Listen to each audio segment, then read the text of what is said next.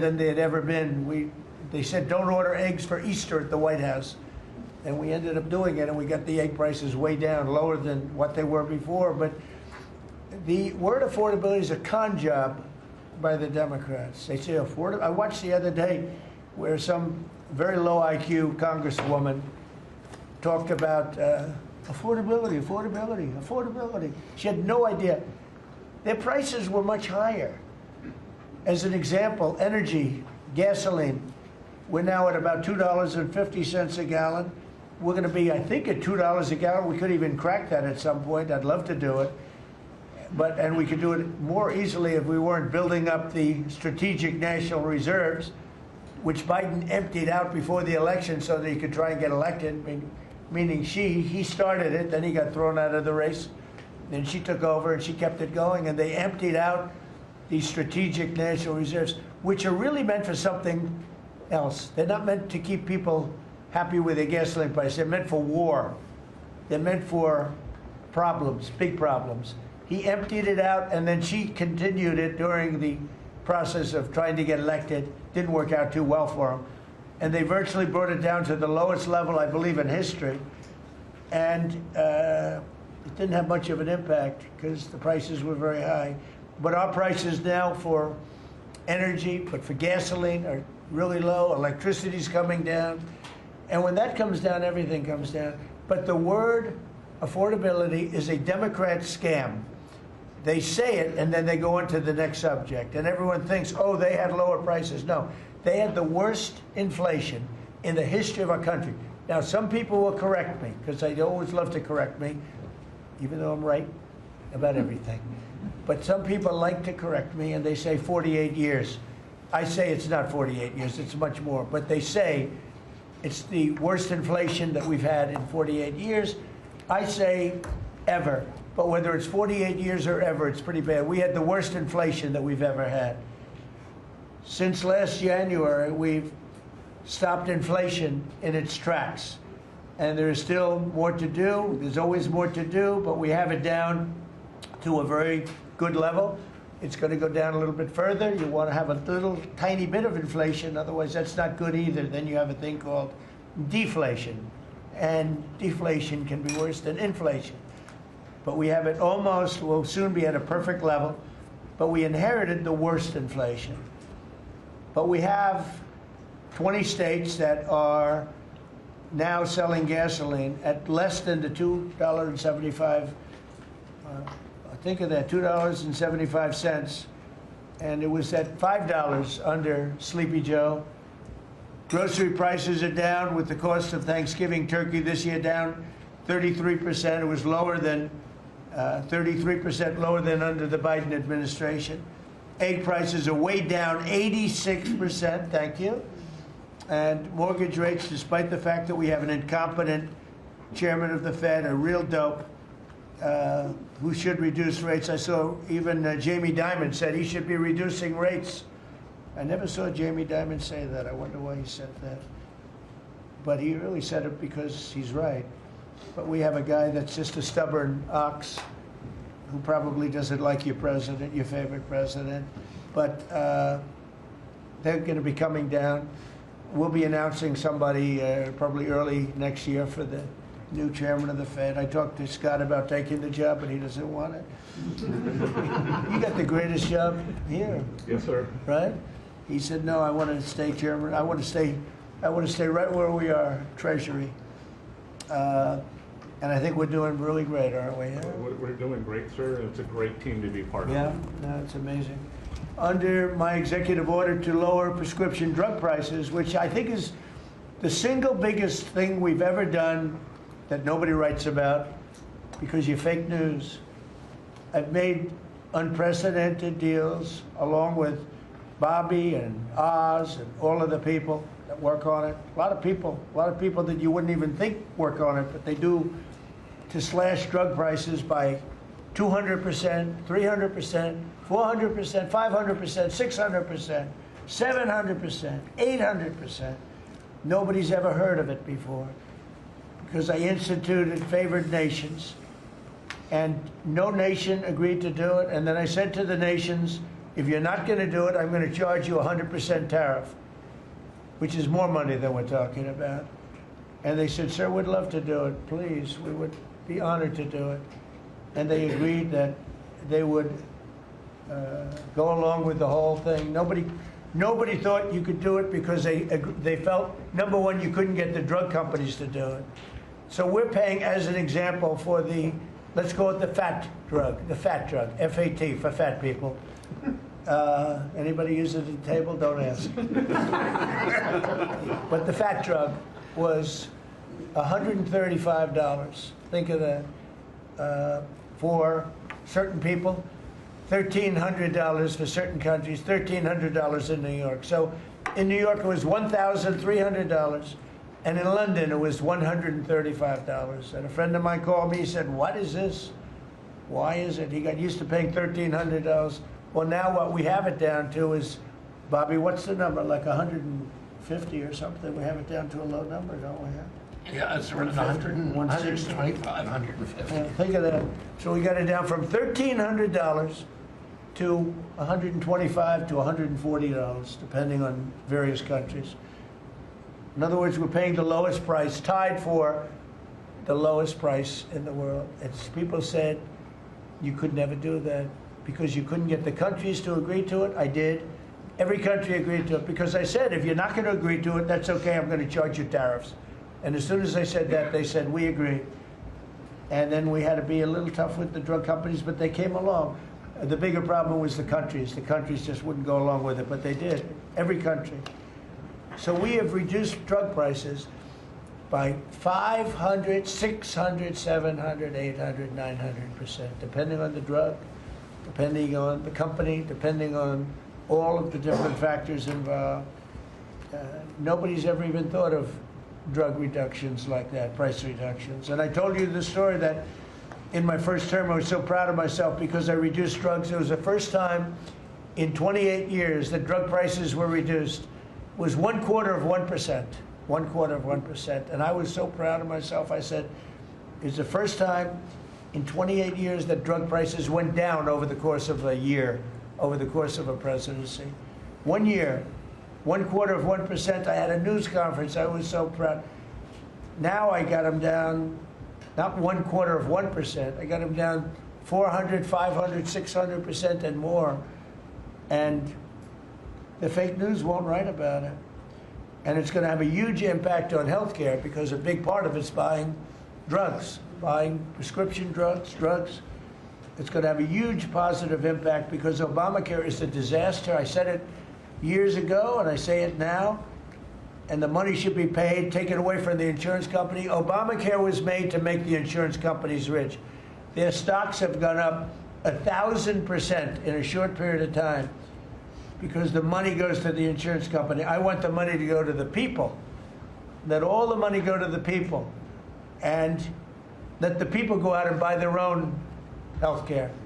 And I see on television, people are advertising now, we will help you buy health care. We will go out and help you buy. That's becoming like an industry because of what I said.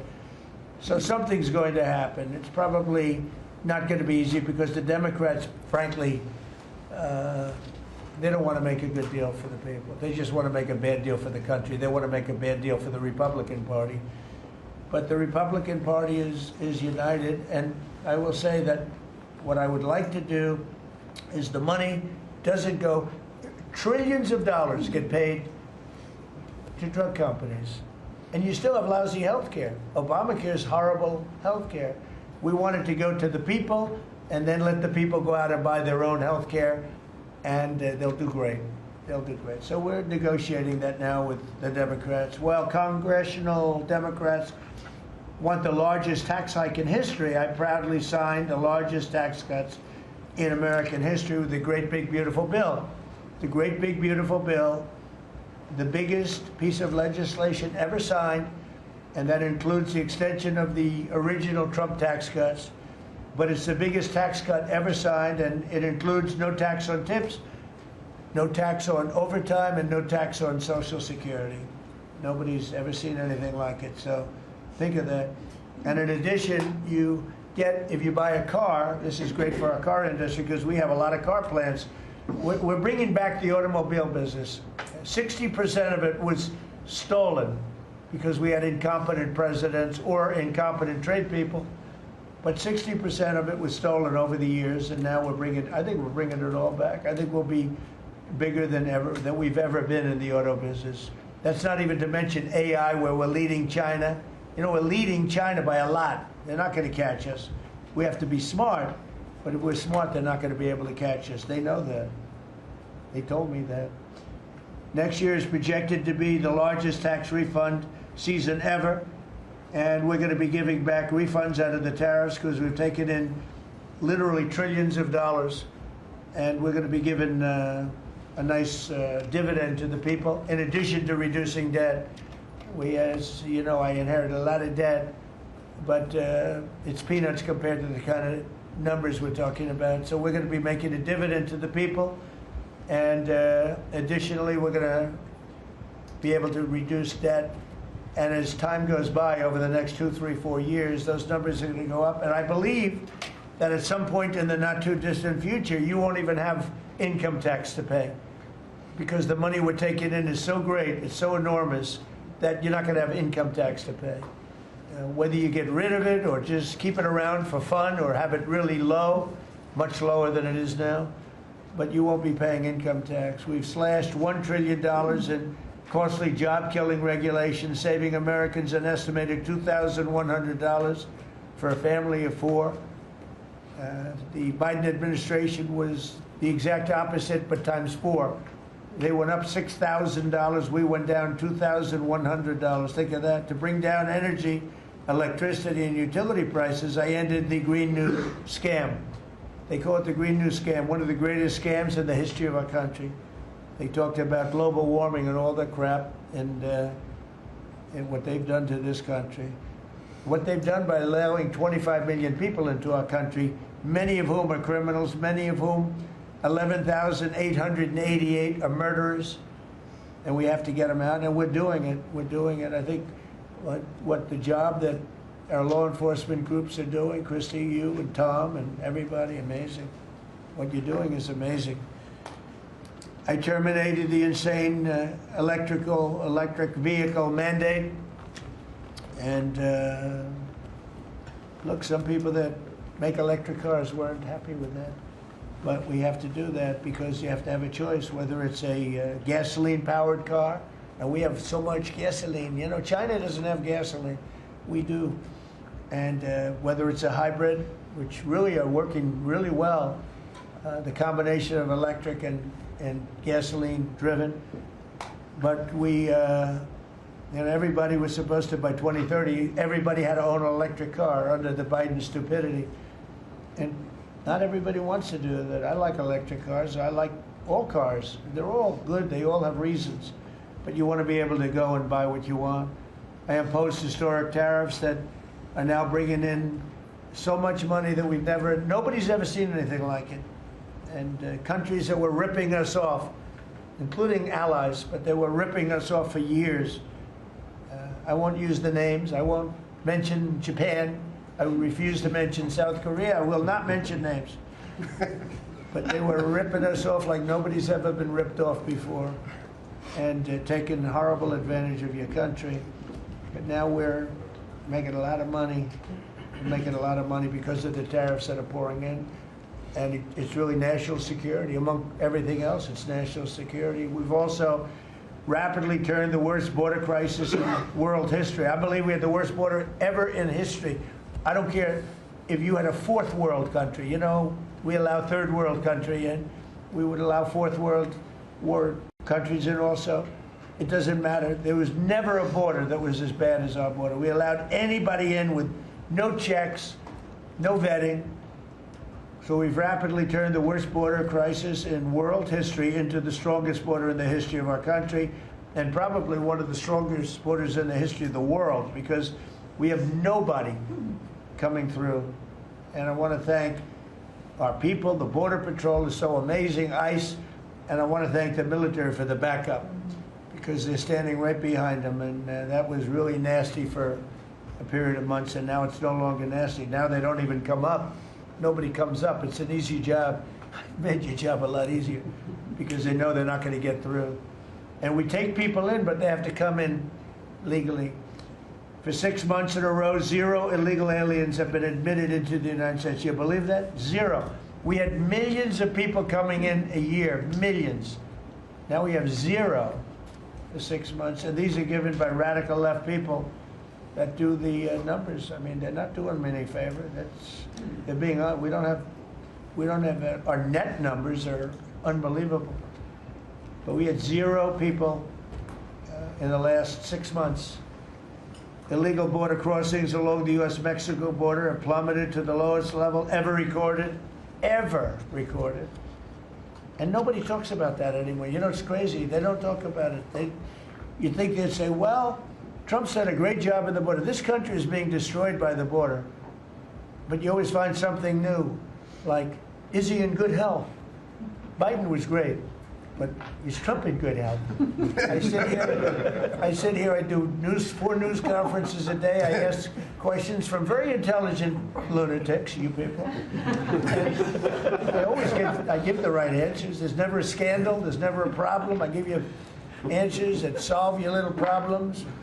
You go back and you can't find anything, but you do stories about Biden was in wonderful health. The guy didn't do a news conference for 8 months. If I go one day, I had one day where I didn't do a news conference, there's something wrong with the president. You people are crazy. I'll let you know when there's something wrong. There will be someday. That's going to happen to all of us. But right now, I think I'm sharper than I was 25 years ago, but who the hell knows? By the way, I took my physical. I got all A's, everything. But they said to me, would you like to take a cognitive test? I said, is it hard? They said, yes. I said, well, I'm a very smart person. Who was the last president to take one? No president has ever agreed to take one. Because when you get into the mid-questions, meaning, 10, question number 10, 11, 12, 28, 30, they get harder and harder. And they said, would you like to do it? I said, well, no reason to do it. Nobody's ever done it. I'll do it maybe, but there's really no reason. They said, sir, the problem is this is Walter Reed Hospital. And that's a military hospital. And that means that things are, sort of open. It's not like private where you have, if you do poorly, we'll have to, probably you'll find out. I said, I won't do poorly. I'm a smart person, not a stupid person. And as the doctor will tell you, I aced it. Right, Susie? I aced. I got every question right. And these are tough questions. These are questions that I would say 99% of the people that I'm talking to right now, meaning the people from the fake news, would not do well in those exams. But I'm the only one that took it. I got every single question right. And then I read in the New York Times, is Trump sharp? Trump is sharp. But they're not sharp. That's why they're going out of business, the New York Times. I hear they're losing so much money, it's ridiculous. They're a bunch of fakers. But we can never let another thing happen like what happened to us with a fake election, with a rigged election, where a guy like Joe Biden assumes the presidency. Because the man was grossly incompetent. And he was incompetent 30 years ago. But he was really incompetent for those last few years, and our country was put in great danger because of it. So for 6 months in a row, we had 0 people. Illegal border crossings along the U.S.-Mexico border have plummeted to the lowest level ever, ever, ever. Think of that. And the net benefit to our country is enormous, incalculable. America is strong and respected again. On the world stage, we're really respected. In fact, I went to a NATO and they were calling me the president of Europe. We're doing very well. We have a lot of respect. As you know, we have a problem with a war that our people are trying to settle now with Russia and Ukraine. We are not involved in the war monetarily anymore. Biden gave away $350 billion like it was candy. That's a massive amount of money. And much of it in cash, a lot of it in equipment. I don't give away anything. We sell the equipment to NATO. The European nations pay us for the equipment, 100% price. And then they bring it to Ukraine or whatever they do with it. But we're trying to get that settled. I've settled 8 wars. This would be the 9th, and our people are over in Russia right now to see if we can get it settled. Not an easy situation, let me tell you. What a mess. It's a war that never would have happened if I were president. Not even a chance. And it didn't happen for 4 years.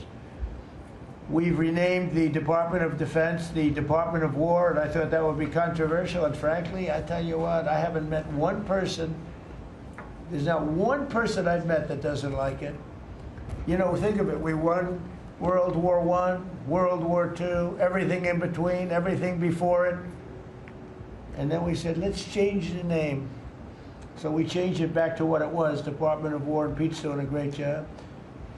We ended 8 wars, think of that. 8 wars, but we're going to do one more, I think. I hope. I hope. Every time I end a war, they say, if President Trump ends that war, he's going to get the Nobel Prize. So I end that war. Well, he won't get it for that war, but if he ever gets it for the next war, now they're saying, if he ever ends the war with Russia and Ukraine, he's going to get the Nobel Prize. What about the other 8 wars? India, Pakistan. Think of all the wars I ended. I should get the Nobel Prize for every war, but I don't want to be greedy. Actually, the woman who got the Nobel Prize said, "You've got to be kidding. Trump deserves the Nobel Prize." So that was very nice of her. I appreciate it, which is true, actually. But I don't care about that. You know what I care about? I care about death. I care about all the people that are dying. And last month, 27,000 young people died, mostly young people, mostly soldiers, despite some missiles being shot into Kiev and other places. But think of it, mostly young people. 27,000 people died between Russia and Ukraine last month. What a shame. So we're restoring law and order to our cities and towns. If you look at what's happened, and I want to pay my deepest respects to those 2 incredible people from the National Guard in West Virginia they came from. I spoke to their parents. Sarah is gone. She passed away. She's looking down on us now, and she loves her parents, and they loved her. They were, somebody said, how are they doing? I said, the word is devastated. Doing. How are they going to do? They're devastated. The rest of their lives they're going to be devastated. She was an incredible person, highly respected, top of her class, everything. She was like a perfect human being. 20 years old, just started. She was like a baby. She was so proud. They were giving her a promotion. And she told the parents that she was getting a promotion, and they were so proud of her. Then they get a call that this happened. And we have one young man who's fighting for his life. He's fighting very hard. I think he's probably doing better than anybody. They said he didn't have a chance. I'll tell you, the one who said he's going to live is his mother. Spoke to his mother. Sir, he's going to live. I spoke to her very soon after this horrible event took place with this scum that is able to come into our country. I spoke to his mother. Sir, he's going to be okay. I'm telling you. No doctor thought that. Nobody thought that. He was hitting bad places, and she was like so positive. It was incredible. And it's possibly right, Pam, right? Possibly right. Boy, it would be amazing. If he lives, it would be amazing. A miracle, actually. But we're very proud of those 2 people. We're very proud of the National Guard. We're very proud of our military and our police and our firemen and women. If you go back and take a look a year ago, year and a half ago, it will change, I think, on November 5th, the day of the election. But you go back before that, you couldn't get people to join the military, Pete, right? They didn't want anything to do with military. They wanted nothing to do with joining the police or the fire. They wanted nothing to do with anything. They had no spirit. The country it had no spirit, nothing. And now we just had the highest recruitment in history, and we're getting great people. We're getting great people. And I will say, despite what just happened, Washington, D.C. has become a really safe place. And I guess this lunatic probably was upset that the National Guard is so effective, because we were really, really effective, and we are. And Washington, D.C. is now considered a very, very safe city. We had crime numbers a year ago that was so bad, embarrassment, that the city, the capital of this country, could have numbers like that. And Washington now is, I mean, no murders, no this. It's been a miracle also what happened here. And now we're in Memphis, and we're going to New Orleans pretty soon. Over there, the governor called me. He'd like to have us go there. Governor Landry, great guy, great governor. He's asked for help in New Orleans, and we're going to go there in a couple of weeks. And we're doing a real job. Even Chicago's down a little bit because we have a minor force there. We could knock it down within 4 or 5 weeks. We could bring it down to almost nothing. But we have a governor that's grossly incompetent, and we have a mayor that's even more incompetent than the governor. He's a very low IQ person. And typically low IQ people don't make good mayors. So I want to thank all of our cabinet members. They're high IQ. Let me say one. Yeah, generally speaking, a couple of them a little concerned about it. No, but I want to thank, we have a great cabinet, an amazing cabinet, amazing people. All of them, you know, sort of have become stars. We're getting credit for the good cabinet, actually. And I just want to wish everybody a great holiday. We've I think, done a great job with the White House, bringing the White House back. You see the Palm Court that was redone. The Lincoln bedroom was redone. The Lincoln bathroom is now gorgeous, like it should have been. It was terrible green tile that was never the way it was supposed to be. It was done in the 1940s, actually, but it was not proper. And we're restoring the White House just like we're restoring the country, and people are thrilled. But the First Lady's done a beautiful job with the Christmas trees and all the decorations. I see the wreaths on the windows. I've never seen that before, on the windows of the White House. And you know, it's 4 stories high. I said, how did they get that wreath? They had people going up in a little dangerous. I wouldn't want to do it. But they put them up, and we have wonderful people working in the White House, and they're really proud to bring the building back. Because this building was a little bit like the country. It was mishandled, it was mistreated. And now it's being given love.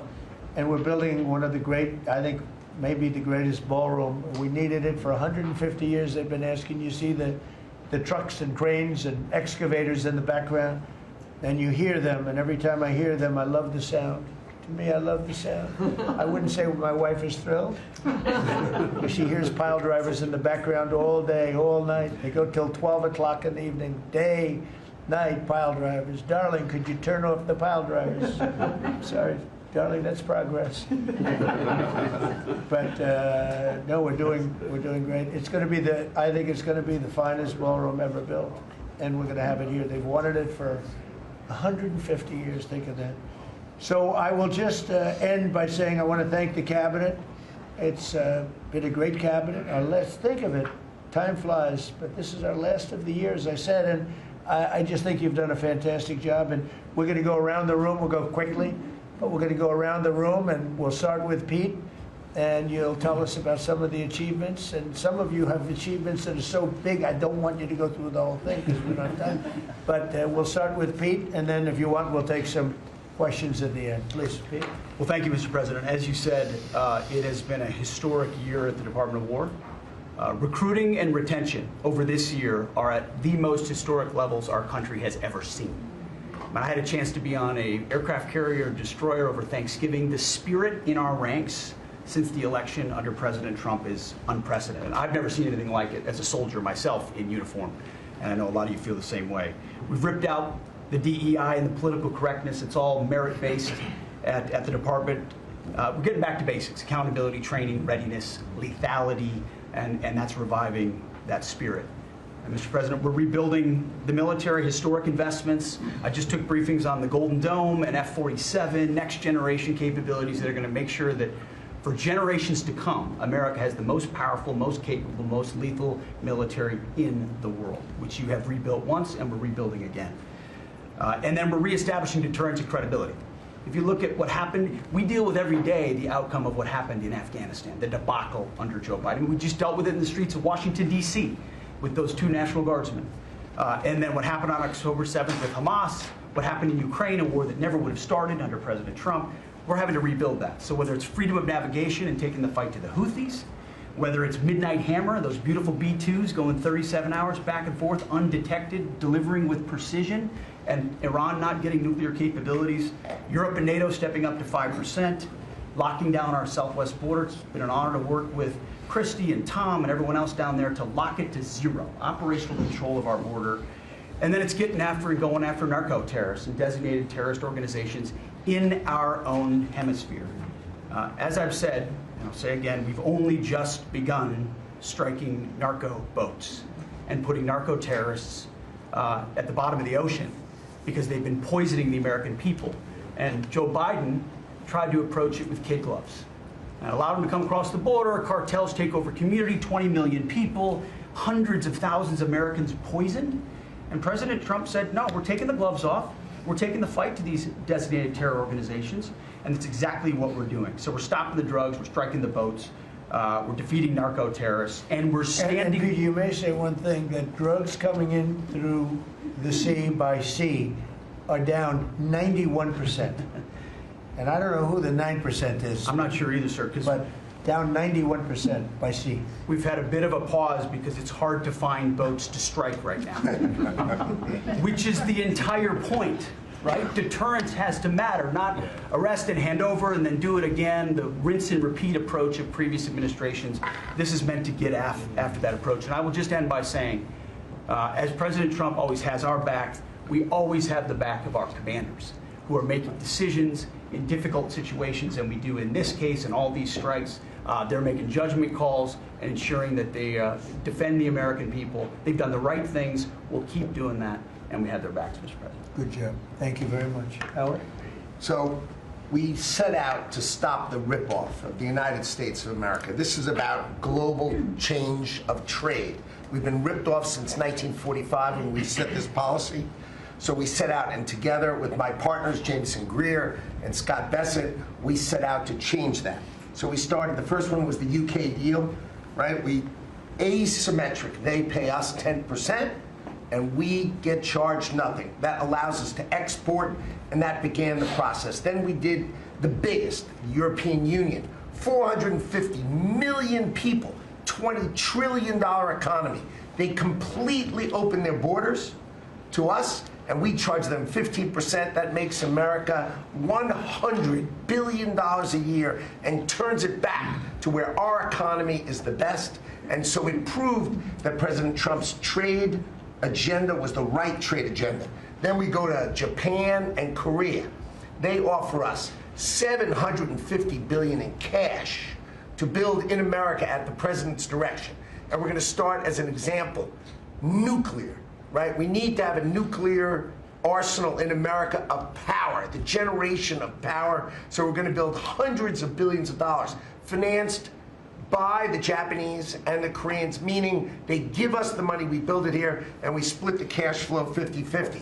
We're going to build ships, $150 billion worth of ships in America. That changes the way things work. Right? After those trade deals, then you go to how are we going to reshore? Right? Let's start talking about the auto industry, right? We've been competed against by Koreans, the Japanese, the Europeans. We're kicking our tail. President Trump changed it. 25% tariffs, bring it all home. This year, General Motors stock up 40%, Ford up 34%, and on the same day that we announced we had set all the tariffs, Sean Fain, the head of the United Auto Workers, called and said, I can't believe I'm calling a Republican Secretary of Commerce to tell the president that this is the greatest administration for auto workers in America. Stocks up and auto workers up. That proves that President Trump understands how to take care of the whole ecosystem, both the companies and, more importantly, the people who work there. Semiconductors, right? We didn't build any. The Biden CHIPS Act was a $60 billion giveaway, right? We've now turned that.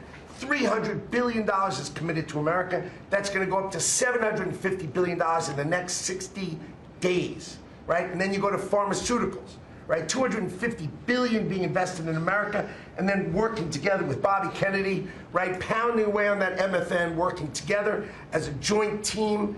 They're coming to over 250 billion and cutting prices in half. We did the golden share of U.S. Steel to make sure the Mon Valley is protected.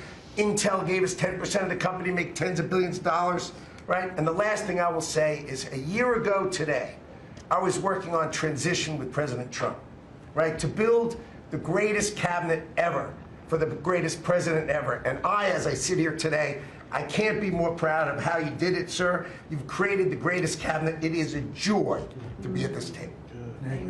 You know, one thing we will mention, so they came to see me from Intel, and they had a problem. I said, look, we'll fix your problem, but I think the United States is entitled to 10% of your company. And the chairman looked at me and he goes, you have a deal. Tell them, how much money have we made since I made that deal? It's only 40 billion. 40 billion. We made $40 billion. That was, what, 3 months ago? Does anybody write about it? Nobody writes about it. That's okay. Mr. Secretary, how we doing with transportation? Well, Mr. President, so just quickly on aviation, many of you have heard that we have an infrastructure made of copper. We have to transition to fiber. The last administration said it was going to take more than 10 years to complete the transition from copper to fiber. They had no plan to actually do it. We have already completed a third of this transition from copper to fiber. Now it's going to take longer for us to go from analog to digital. By the way, the rest of the world transitioned 20 years ago from analog to digital. We are just going to do that at the FAA right now, but we're buying new radios. We're going to buy new radar. By the way, those radar are going to be made in America, Mr. President. This phase of the operation will be completed by the time you leave office. It's 3 years. I do need another $20 billion, Congress, to start the second phase, which is really important, and we'll try to get that done also in that 3-year time period, but we need the money, critically important. With regard to commercial driver's license, I think we've covered a lot the crashes that have taken place around the country, and what we found is there have been states that have issued commercial driver's license to foreigners, and they've gone through sham schools, and they're not safe on American roadways. And so, in partnership with Secretary Noem, we have driven those numbers down. We got California, Gavin Newsom, to revoke 17,000 unlawfully issued licenses. We've closed down half of the fake schools that give out these fake licenses, all critically important. Governor Tim Walz of Minnesota gave 33% of these licenses unlawfully. People that should never have a driver's license driving a big rig on American roads, endangering the American people, shameful. We've cleaned up Union Station here in D.C. per your directive. We're going to rebuild Penn Station in New York. We're going to break ground at the end of 2027, get that project operational. And, you know, Mr. President, a lot of us, I fly commercially, I fly back by the bathrooms. I don't know why that happens. They put me in the back. You know, we've asked Americans to bring their better selves, to bring civility back to travel, to say, listen, let's say please and thank you. And if you have someone's pregnant on your flight and you're as strong as Pete is, well, pick up the bag and help her put it in the overhead bin. Let's be nice to each other, is what we've asked. Maybe not wear pajamas or slippers on the airplane. And I think it's been received fairly well, and I think we can all have a better travel experience when we do that. And just the last point I'll make is there was a big football game where the Merchant Marine Academy that falls under DOT actually beat the Coast Guard with Kristi Noem. We beat them by 1 point, and so we're very proud of that. And so well done, Kings Pointers. So a little bit in a nutshell, we're rebuilding the air traffic control. Under boot edge. That was supposed to be boot edge. Who's another grossly incompetent person? He'd get in his bicycle, ride to work, and he was just terrible. What they do is they take the fiber optics and they take fiber trying to hook it into copper, and fiber and copper don't mix. You can't do it. But people knew that for the last 30 years since they started doing the fiber. And they spent billions of dollars, and it didn't work. And you saw that by the helicopter crash. You saw that by Into the Plane. You saw that by a lot of things. So we're doing a brand new air traffic control system, and it's going to be the best, and it's going to be from top to bottom, and we have the 3 top companies in the world bidding on it, and it's going to be one bid, and we're going to have one company responsible, and it'll be the best system, and it's going to make this. Look, our skies are safe, otherwise we wouldn't let people fly, but we're going to have the safest skies. We're going to have the best system anywhere in the world. We're also going to rebuild Dulles Airport, because it's not a good airport. It should be a great airport, and it's not a good airport at all. It's a terrible airport. It was incorrectly designed with a good building. Actually, it's got a beautiful terminal. Saarinen was the architect, one of the greatest architects in the world at the time, a great architect. And so they have a great building and a bad airport. But we're going to turn that around, and we're going to make Dulles Airport, serving Washington and Virginia, Maryland, etc. We're going to make that into something really spectacular. We have an amazing plan for it, and other things. But you're doing a really good job. I appreciate it. The people movers of Dulles, we had a crash recently. So we're going to announce that later today, a request for bids on this. But again, it's a not a great airport, which we can make great in this administration, Mr. President. We have a design that's amazing for Dulles. It's going to take Dulles and make it a really bad. It was a badly designed airport. We're going to make it into as good as there is in the country. It'll be exciting. Okay, please. All right. Well, Mr. President, it's good to be here at this meeting, because in 1 year you can look around the table and see the change. And I think one of the biggest changes is how this cabinet works together. And I want to start there. There's often been said, I found out some things this year that I didn't know, that the Department of what was Defense, now Department of War, and the Veterans Department had never really communicated. Now, we're fraternal twins, in a way. Pete and I are. He lifts better, I'm better looking. But in the looking at this, I mean, he brings them in. He keeps them for a number of years, up to 20 or longer, and then they come in to what the country is committed to our veterans.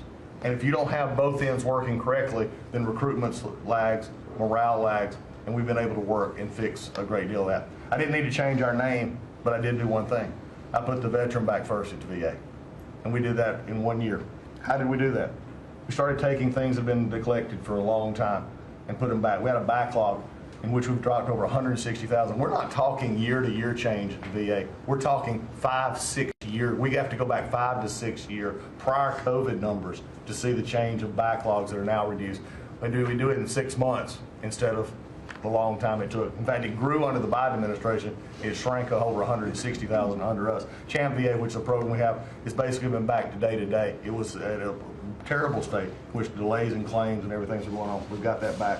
We're doing things like taking a new look. I have one question that I ask when I go to my hospitals, which by the way, over 170 hospitals, 1,200 clinics, and I ask the people one thing, Mr. President. I said, what are you doing right now that if you were just honest and I wasn't standing here, you say, this is stupid.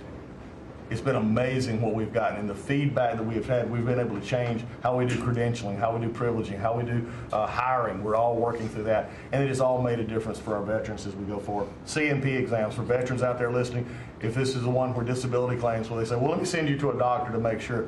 Most of the time we have that already in the record. We're working now to where those could actually be changed, where we just look at the record and not have to send them to the doctor. That's almost a $3 billion savings that we can let, and also not taking what the veterans get. We're also getting ready to announce here pretty soon a reorganization that's going to bring our hospital system organizationally in line with the 21st century. We are the largest healthcare organization. It's about time we acted like it, Mr. President. You gave that leadership, and we're going to do it. And also one thing, community care contracts getting ready to go out. It's one of the largest contracts in the federal government, but it does exactly what you and I have talked about before, making sure that our veterans can get care in the system or in the community, wherever they want it. We're getting ready for that.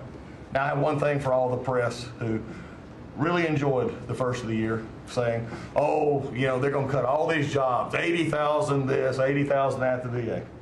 Mr. President, every success that I just gave you came after the fact, or pretty much after the fact, that we had 30,000 take early retirement. Early retirement, no risk, although you reported it as loss and risk, you can't help yourself. 30,000 took the retirement. Every bit of the success that I just told you about came with a reduced workforce. There was a motivated workforce that said, how can we take care of veterans? That's what this cabinet does. That's what we're doing for you. Good. And you've got the highest approval rating we've ever had at the VA, so that tells you something. You're doing a great job. Thank you very much. Jameson, please. Well, there's been some activity on trade this year. For about 75 years, we had a system, global trading system that was premised on the United States having totally open borders, right? Not just on immigration, but on goods and services, and everyone else generally kept higher tariffs, higher non-tariff barriers, et cetera. Obviously, the outcome was we had a huge trade deficit. You took it head on. You gave all of us who work on the file a lot of leverage. So we spent the past 10 months or whatever we've been doing now just going around the world and flipping the script. So now we're in a situation where we've protected our industries, we have the tariffs, and the other countries have decided to take their tariffs down and non-tariff barriers. And we've done it in a very constructive way. We've achieved agreements on reciprocal trade, which are a new kind of trade agreement that's really focused on making sure we have balanced trade, we have reciprocal trade, that we're treating each other fairly. And it's been embraced by the international community. And it's going to be exciting to see what it's like 5 years, 10 years from now, because you've changed it. And that's how it's going to be now. And I think you should be commended for it, and we look forward to seeing what comes in the next few years. Thank you very much. You're doing great. He's doing a great job. Thank you very much. Please. Thank you, Mr. President. Last time I was here, I said that the amount of dereg that we had for regulatory was 30-1. Since then, it's up to 48-1. Your goal had been 10-1, which was in excess of 6-1 in the first term. It's actually much higher than that, but I made my team redo the threshold a little bit because it sounded so unbelievable. But the amount of work that's being done with this entire team is astronomical. And another detail in that is that when we propose a rule, some of the biggest ones that you care the most about don't go into that count until they are finalized. So next year we should be even more eye-popping. One of those to talk about is the federal acquisitions regulations, which you gave us a charge 6 months ago to dramatically reduce. In 6 months, we've lowered it by 25%, 500 pages, 2,700 mandates, which is a third of the mandates. That's going to lead to savings, competition, and speed. So probably $40 billion for the agencies and savings over the course of 10 years. When we get up and running, it'll be north of between $200 and $400 billion. Competition, about 45% of government bids only have one bidder. So you got no competition in that situation. That will now change, and then we're just getting faster, months, and hopefully we turn it into years, which means you all around this table can buy things that you need quickly, and that you have better vendors to come, many of them small businesses who want to participate in the federal procurement process. So making all sorts of improvements on that front is very exciting. Thank you, Mr. President. Great on the regulations. We're cutting them at levels never seen before. And I have the record from the first 4 years, but we're blowing that record away, so it's been really great. Good. Scott? Yes, sir, Mr. President. Great to be with everyone. And, when you were giving your report, which was fantastic, and I listened to the report of all my colleagues here and those that will come, it reminds me when I played in the NFL, we had this thing called game film. You know all about film. And we had a saying that said, the film don't lie. The film tells a real story. And I hope that the American people, when they watch the film that's going on now in this time in our history, that they will see that America is greater today than it ever has been. And so I thank you for that. And thank you for giving us good stories that we can tell for the American people. Scott, we're saving our country. Yes, sir. Okay, and I don't want to be braggadocious. We're saving our country. Our country was going down and would never have been able to come back. We're saving, all of us, but we're saving our country. All right, go ahead, please. Yes, sir. So at Housing and Urban Development, in keeping with your executive order, sir, in making America's streets safe and beautiful again, we've been very intentional about making public housing in our country safe. And I want people to know, our colleagues know this, but people in America know that we actually care about people that live in public housing around our country. A lot of public housing is wrought with crime, sex trafficking, drug trafficking, illicit drugs, illegal aliens living in public housing, but we've put them on notice to let you know that it's not lost on us. We care about the people, we're paying attention to it, and we're going to root out crime in public housing. We've been very focused on working with the Memphis Safe Task Force, the DC Safe and Beautiful Task Force, working with Pam and Christy and others, and law enforcement. Our law enforcement is tremendous every single night they go out and they go to public housing to make sure that our people are safe, mothers and children are safe. And so at HUD, you know, it's a different day. We're running new plays. The film was real bad when I came in, I'm gonna be honest. But we are giving the people that live in public housing the assurance that they will be safe. And we also announced a new crime hotline, sir, that people that live in public housing, if they see criminal activity, if they see illegals living there, if they see drug trafficking, if you see it, if you hear it, report it. Don't be afraid. And so work with our Office of Inspector General. We've set up this crime hotline, and also working with Christian Department of Homeland Security, making sure that everyone that lives inside of public housing is accounted for and that they are American people. And so I say that and I emphasize that to know that we prioritize American people and American people only. Lastly, sir, in Atlantic City, we took over the Atlantic City public housing because the living conditions were deplorable. And they have people that have been living there for 3 generations and they were being treated very bad. And so I took it so that we can now give people a safe place to stay. And working with the First Lady in the Foster Youth Initiative has been a great joy for me and our team. So thank you for doing that executive order to make sure that our foster youth have a safe landing pad and have financial literacy as they age out of the foster youth system. And sir, you talked about affordability. HUD has supported over 1 million Americans in home ownership and affordability, and over 560,000 are first-time home buyers. So I hope that the press will write about that good news, that 1 million people are able to own a home and to refinance their homes. And sir, we are moving our building from DC to Alexandria, Virginia. So thank you for your support. We're going to save the American people about $500 million. So that's my report. Thank you, sir. Thank you, Scott. Well, coming off of Thanksgiving, moving towards Christmas, I think it's the season of Thanksgiving, and 2 words for me are gratitude and joy. Gratitude to you for, as Howard said, bringing this team together. I say it a lot, but I'll say it again, that this is like family at this point, and I don't know that there's ever been an organization like this, at least a government like this in the history of our country. These jobs are hard, but the joy every day in getting to fight for America and save the country is the privilege of all of our lifetimes, I believe. So thank you for that. At U.S. Department of Agriculture, the People's Department, Abraham Lincoln launched this department in 1862.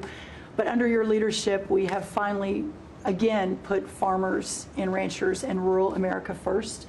In the last year, it's no longer DEI, climate change, sending out money based on the color of a farmer's skin. It's now about literally putting farmers back at the center of it.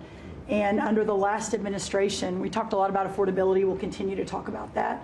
But under the Biden administration and the destruction of our economy and the cost of inflation, interest rates for farmers and ranchers went up 73%. Labor went up 47%. Fertilizer went up 36%. Fuel went up 28%. So when you think about the extreme economic strain that a lot of our farmers are under in our farm economy, these are massive, massive numbers that will take some time to get out from under. But we've already seen the beginnings of the movement toward more affordable food, housing, fuel, et cetera, and that will only continue to trend as we work to solve those issues. My partners in trade, of course, they do the work, but I'm constantly talking to them about selling more soybeans, selling more corn, getting more of our products out. But when we really think about how to solve for this idea that for so long our farmers, many of them have been farming for government checks instead of moving their product around the world, these trade deals change that forever. And it isn't one trade deal or 2 trade deals, it's dozens of trade deals. And so talking about rural prosperity and bringing the golden age back to rural America, which has been lost for too long. And we're going to focus on that next year, hopefully with our Vice President, many of our cabinet members. But the opportunity to do that under these new trade deals is unprecedented. And so just putting farmers first, our ranchers first, Mr. President, is such a huge such a huge priority and an accomplishment of the last year. The second quick thing is lawfare, and I know you know this better than anyone in the country.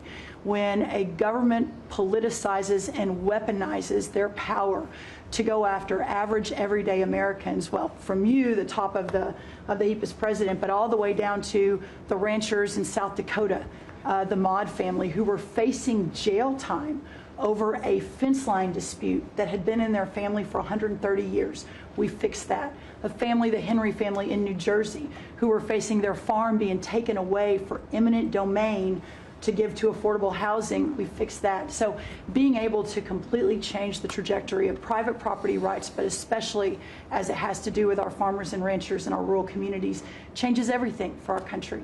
And then the third thing, we have so much great things to talk about at USDA, but the third thing, which became very much a part of the national conversation during the Democrat shutdown, was SNAP reform, food stamp reform. When all of America saw what so many of us know and have been working on, but when you have so much rampant fraud in a program that 42 million Americans participate in, now a big good piece of news that I hope is written about, since you became president, about 800,000 of those 42 million have moved off of food stamps, which is hopefully the plan with better jobs, higher wages, et cetera. But still, when we found 186,000 dead people or dead people's Social Security numbers being used, 500,000 people receiving benefits more than twice. We had a couple of people receiving benefits in 6 states. In February of this year, we asked for all the states for the first time to turn over their data to the federal government to let the USDA partner with them to root out this fraud, to make sure that those who really need food stamps are getting them, but also to ensure that the American taxpayer is protected. 21 states said yes, not surprised. 29 states said yes, not surprisingly, the red states, and that's where all of that data, that fraud comes from. But 21 states, including California, New York, and Minnesota, the blue states, continue to say no. So as of next week, we have begun and will begin to stop moving federal funds into those states until they comply and they tell us and allow us to partner with them to root out this fraud and to protect the American taxpayer. As Joe Biden was working to buy an election a year ago, he increased food stamp program funding by 40%. So now as we continue to roll that back. So the partnership in Making America Healthy Again is also in food stamps, but a lot of what Bobby and I are doing together is really remarkable. But again, just gratitude and joy for this work, and so grateful to you. The final thing I'll say, a lot of gratitude to Secretary Marco Rubio for wearing his Aggie maroon tie as a reflection of Texas A&M beating Florida handily about a month ago. So Marco, I want to thank you, and much gratitude and joy in my heart as well. Yes. But thank you, sir. We also have to say something about China with one of the largest purchases ever in our country, the soybeans. Yes, sir. And so I want to thank President Xi. We had a great meeting. We were in South Korea, and I went to a lot of other places too, but we met in South Korea, and President Xi was great. And China gave us among the largest orders in the history of your world, agriculture. That's right. So, And sir, may I say, this is the remarkable result of real leadership, and your real leadership. Just a couple of days ago, China announced that they were going to halt all purchases from Brazil because they had found some irregularities in some of the soybeans they're buying from Brazil. And what that means is a continued signal that this country and our farmers produce the best, highest quality soybeans, sorghum, et cetera, in the world. And what you've been able to do is open those markets up and, again, move toward an era where our farmers are not so reliant on government checks, but they have the markets to sell their product. Having said that, we do have a bridge payment we'll be announcing with you next week, as we're still trying to recover from the Biden years. That's right. To help the farmers. We're going That's to help right. the farmers. They did not help the farmers. That's right. Thank you very much. Thank you, sir. Scott? Mr. President, it's been a great year on the economy, but the best is yet to come. The tens of trillions of dollars that have come in investment, both the portfolio investment by companies, investment by countries, that is turning into a CapEx boom for the U.S. Capital expenditures up 15% in history. When CapEx is up, jobs will follow. The One Big Beautiful Bill is an incredible, as you said, Thanks to your leadership, along with Speaker Johnson, Senator Leader Thune, we had that done on July 4th, which everyone said was impossible. And the great thing about that bill, sir, for the American people, it's for industry, 100% expensing, build your factory here, you can write it off immediately, but you also insisted on the 4 benefits for working people: no tax on tips, no tax on overtime, no tax on Social Security, auto deductibility for American cars, and that is retroactive. So as a result, in 2026, we are going to see very substantial tax refunds in the first quarter. So the best way to address the affordability crisis is to give Americans more money in their pockets, which is what this bill has done. We're going to see real wage increases. I think next year is going to be a fantastic year. Taxes, deregulation, energy certainty. That's why everyone with your leadership is coming to America. Bond market had its best year since 2020. Everyone said couldn't be done. So we're going to have growth. We've had 2 4% quarters before the Schumer shutdown. We're going to go back to that. So not only are we going to have great growth, but it's going to be low inflationary growth. And stock market obviously is following, but next year is going to be the year for Main Street as all this kicks in. And you came in, immigration, I called it the 3 I's: immigration, interest rates, and inflation, that were killing the American people. Close the border, the promise kept. Interest rates are down, and 10-year bond, again, best year since 2020, and inflation led by energy prices is going to roll next year. I think it's going to be a fantastic year. That we can look back, be very proud of this year, but I think 2026 is going to be great for the American people. Thanks to you. It's going to be great. Thank you very much. Mr. Vice President. Thank you, Mr. President. It's an honor to serve with this great team that you've assembled. And I just want to pick up on something you said, Mr. President, because you hit the nail on the head. That it is absurd that Democrats talk about an affordability crisis that they created and the people around this table work every single day to address. You'll hear a lot of statistics today. You hear a lot of statistics in our political conversation. I think the most important statistic for the American people is that under the Biden administration, the average American family lost over $3,000 of household income. And under the first 10 months of this Trump administration, they have gained over $1,000 of household income. What that says very clearly is that we are fixing the problem that Joe Biden and the Democrats created in the last administration. If you look at every affordability crisis that's confronting the American people today, it is traceable directly to a problem caused by Joe Biden and congressional Democrats. Why did homes get so unaffordable? Because we had 20 million illegal aliens in this country taking homes that ought by right to go to American citizens.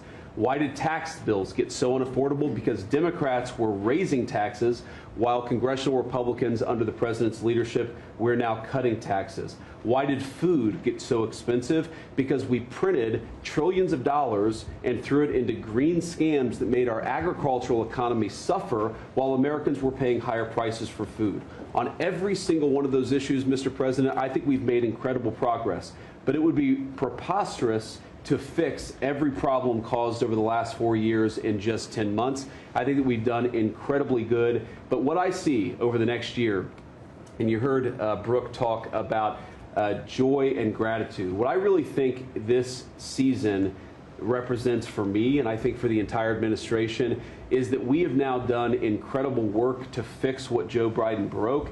And I think that next year in American growth and American prosperity could be the best year that we've had in the United States of America. It's going to happen because we're all working hard. It's going to happen because we have the greatest country in the world. But I think for congressional Democrats in particular, if they want to talk about affordability, they ought to look in the mirror. We are fixing what they're broken. We're proud to do it. It's the job that we were elected to do. But I think 2026 is going to be the year where this economy really takes off. Thank you very much. Thank you, sir. Great. Yeah. President Trump, thank you for talking about Sarah. Heartbreaks for her family. And Andy is doing well. His parents, Melody and Jason, wanted me to tell you, and I was with them yesterday in the hospital. He's a miracle. I was there when the surgeons came in, and they wanted you to know this. He's a miracle, and if everyone in this country can continue to pray for that family. He's got a long road ahead of him, but he is a miracle. And of course, our DC initiative is led by our amazing, oh, and the monster will be held accountable who did this. Our marshals, of course, are leading the DC Safe effort. We have made over 7,000 arrests at your direction. DC is safe again. Working with everyone around this table, Pete and everyone. Scott and I were in Memphis together last week, and everyone, and Bobby, your HHS, doctors and medics are on the ground to help people in Memphis and DC.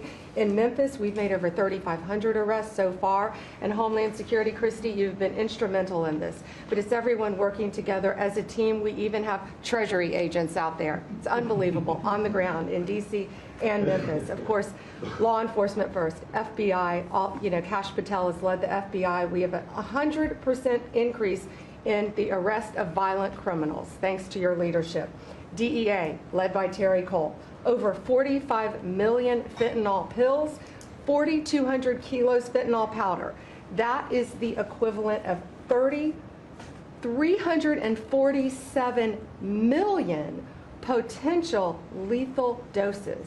That's unbelievable that you've taken off the streets of our country. And the weight of all the drugs combined taken off by DEA is the weight of 17 full semi-trucks of the drugs just since you've been in office. The drugs that had flowed into this country under the previous administration. ATF, led by Rob Sakata, has seized more than 31,000 illegal guns. 31,000. Unbelievable at your leadership. 19,000 of those were from trafficking cases. We've been sued on the legal front now. We have been sued 575 times. 575 times. More than every administration going back to Reagan combined. Most recently, yesterday, I was sued by an immigration judge who we fired. One of the reasons, she said she was a woman.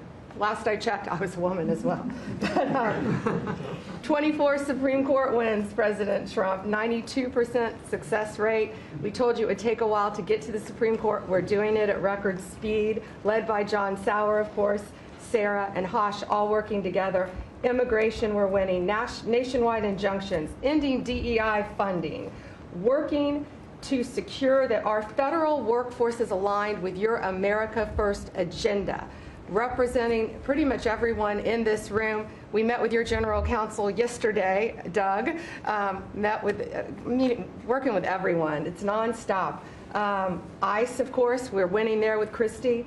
We're Brooks, SNAP benefits, won there. Marco, USAID.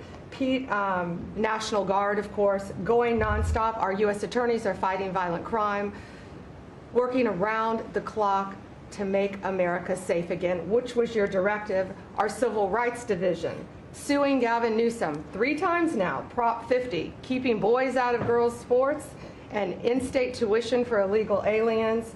We've sued over election integrity. We are litigating major universities with Linda. Thank you, our Civil Rights Division, for everything that you've done to end DEI in our schools. Our Civil Division fighting sanctuary cities every single day. And of course, our Antitrust Division with Google, major settlement. Our attorneys are working on terrorism, TDA, MS-13, Antifa, President Trump. We've charged more than 500 defendants with assault on federal officers thanks to your directive. And also, we have dropped countless cases against Americans that were prosecuted under the Biden administration, including J6, COVID, FACE Act, and more. And as everyone knows, we cannot talk about pending grand jury investigations, but no one is above the law, and that includes what happened in Arctic frost. I hope everyone has a very Merry Christmas, Happy Hanukkah, and Happy Holidays. Thank you for fighting for our country. Thank you. Thank you very much. Please. Great. Well, thank you, Mr. President. Thank you for allowing me to be at this table. When I came on board, I knew really none of you in this last year, and it's been a year, Mr. President, since I've had the pleasure to serve this country on the workforce.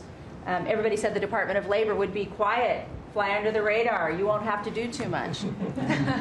Absolutely not, because you made the American people realize the American dream is real for the American workforce. And it's been under your leadership, Mr. President, that over 2 million jobs that has been created since you started have been native-born workers. And that is the difference between this presidency, this administration, as opposed to the Biden administration, where mostly foreign-born or federal government jobs. And I think through the private sector, over 2 million jobs of native-born. And so the Labor Department has wasted no time in putting that into action with our Make America Skilled Again, either grant dollars, but the intentionality of the apprenticeship program, 1 million active apprentices across this country. We have done over 250,000 new apprentices so far in the first year and registered over 2,000 new apprenticeship programs. Why do we need the apprenticeship programs with the men and women in the trades? Because of the leadership of onshoring and reshoring, and have a lot of these companies reinvest in America. We have to build this country. We cannot do that without the tradesmen and women and the craftsmen of this country. And I think that, Howard and I, we talked about that from the beginning, and we're going to have to lean in on that because we need the labor force, 700,000 new skilled jobs with electricians, construction workers, machinists, and so forth. And as I traveled with the Vice President as well, we see that on the manufacturing floors of this country, they're in desperate need. The Department of Labor are going to get the workforce skilled again. Working with Secretary McMahon as we move a lot of the education out to our respective states, we are now working together, and we have deployed $86 million in investments, and a lot of that is in AI infrastructure jobs to have our new workforce proficient and literate in AI if we're going to continue to lead the AI race, and we're working on that. And the Department of Labor is now creating and will soon launch the AI infrastructure and workforce hub, which we will be able to track that metrics to see exactly if these dollars are going correctly. Integrating education and workforce with, obviously, Administrator Loeffler and I are on the road a lot together because we're talking about Main Street as well as a lot of the manufacturing jobs, and how we're being an ally to our businesses as opposed to an adversary. For far too long under the Biden administration, we were adversaries to our business owners, and we want to give them a leg up always and make sure that we're paying attention. And we want our workforce to be educated. We do not need the numbers that we have seen across this country where our 4th through 8th graders cannot read, write, or do any math, and they are our future workforce. We have to depend on the American worker first. Also, lowering healthcare costs in line with the executive order. I'm working with Treasury and HHS, and rulemaking is underway to expand healthcare transparency and make pricing more affordable for our employers who offer these to their employees. Promoting retirement security. The department rescinded the Biden administration's guidance that restricted the use of crypto in the retirement investments, and we're seeing more and more of that, where we also rescinded the supplemental statement that discouraged the fiduciaries from considering the alternative assets for 401ks, and that will also come through the Department of Labor, that rulemaking. Ending abuse of cheap foreign labor at the expense of the American worker. We launched over 200 investigations into companies who will have abuse and or fraudulently against the American worker. So Project Firewall was released. Thank you, Mr. President. We want the trained workforce, but we will root out the fraud and abuse, and we'll protect the American worker first.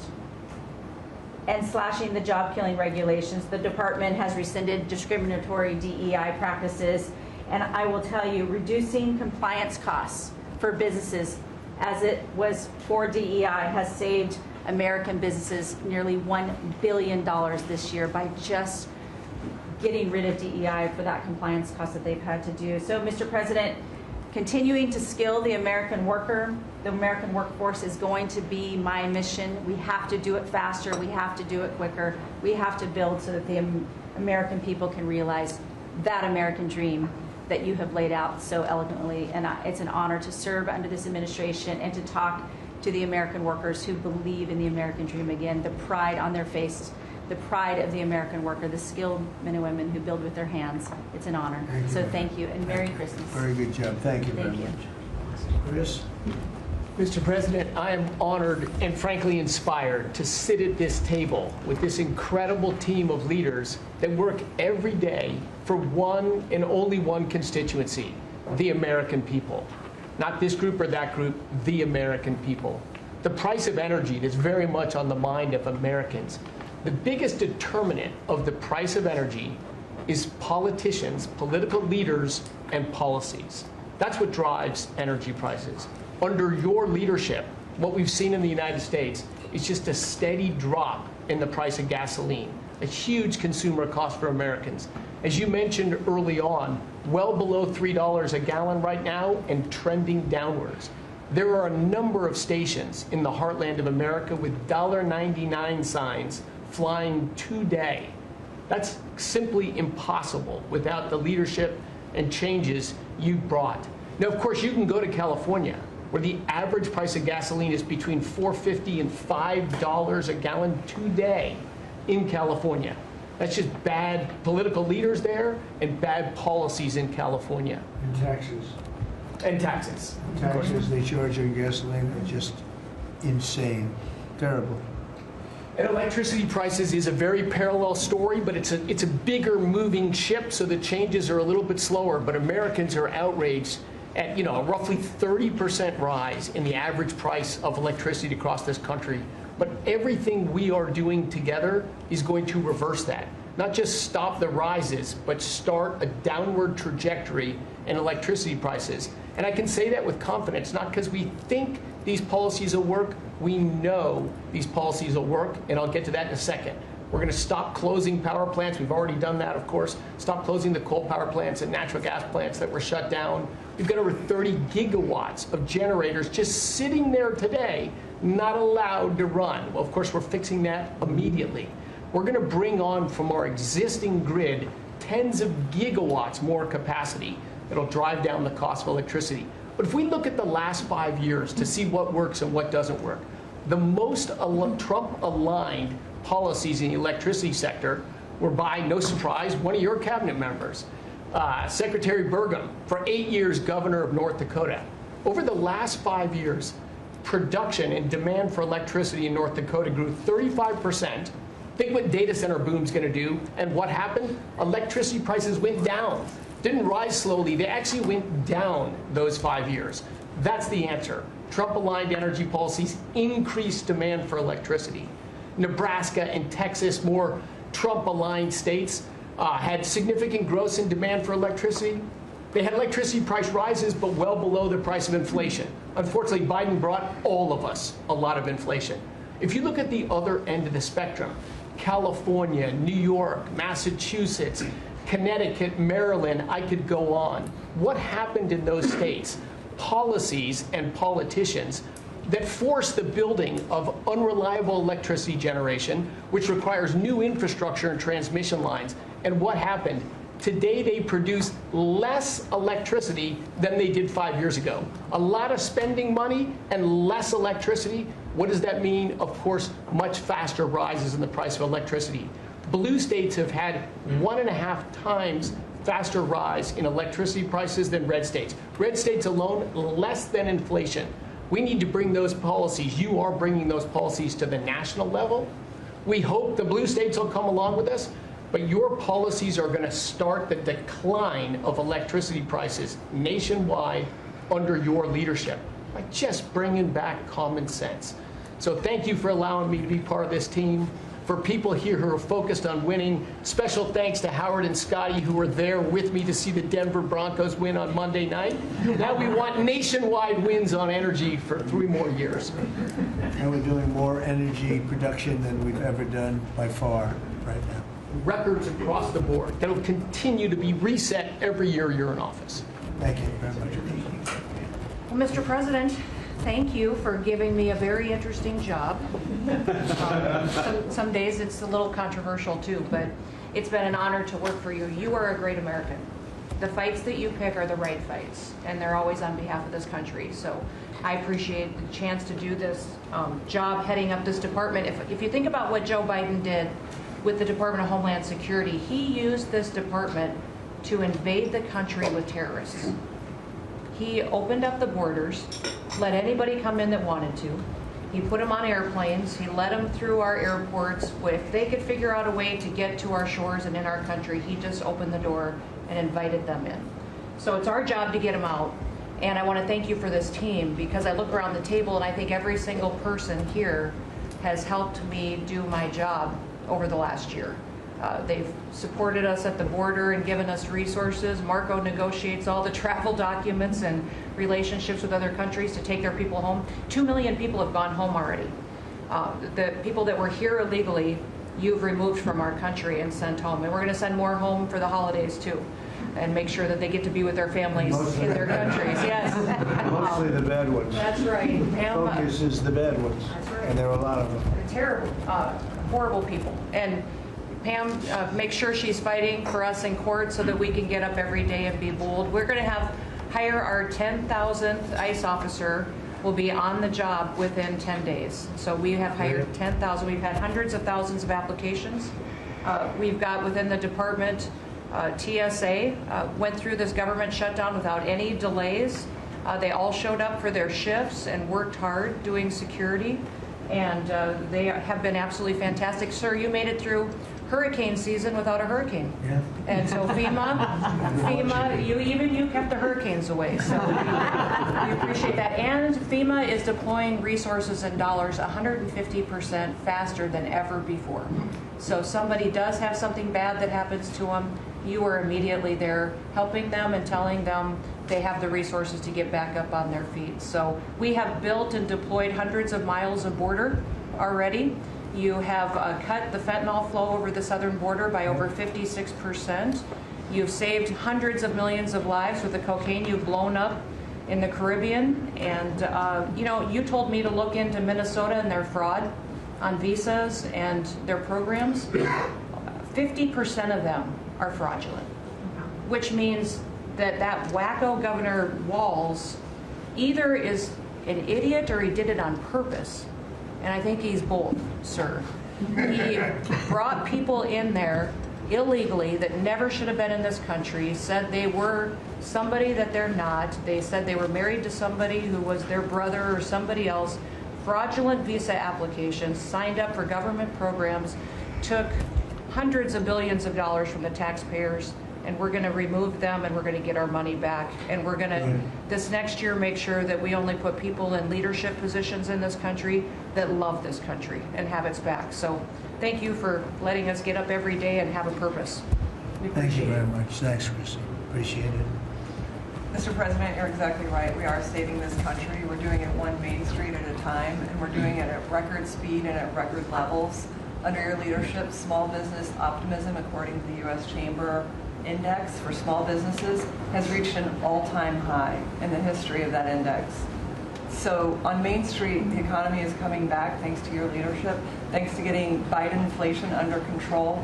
Small businesses' number one concern right now is finding skilled labor, and that's why Secretary Chavez DeRemer and I have entered into an MOU to speed that workforce to small businesses that under this administration are now at record levels. 36 million small businesses have now taken on board, for the first time in the SBA's history, $100 billion. That's $45 billion in small business lending at 85,000 small businesses, most of that under your term, and $52 billion out to small business investment companies. So we are running this agency like the best run bank in the country. We are growing small businesses across Main Street, and we're deregulating to the tune of $100 billion, working with all my fellow cabinet members.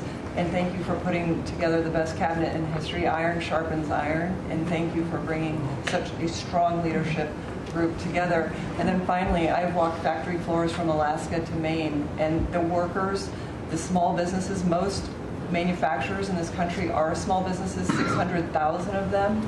They are so grateful to your fair trade, low inflation, deregulation agenda that is creating national security and economic security in this country like never before. And so I want to also finally thank you for bringing faith back to the White House to this administration. I want to thank Brooke for hosting the Cabinet Bible Study and invite everyone tomorrow to Bible study and making this country something that we can be so proud of under your leadership. And I am so blessed and honored to be part of this team. So thank you, Mr. President. Thank you very much. Thank you, Mr. President, for your leadership. I am truly grateful to be a member of your team here at this table to help support you in delivering on the promises that you made to the American people.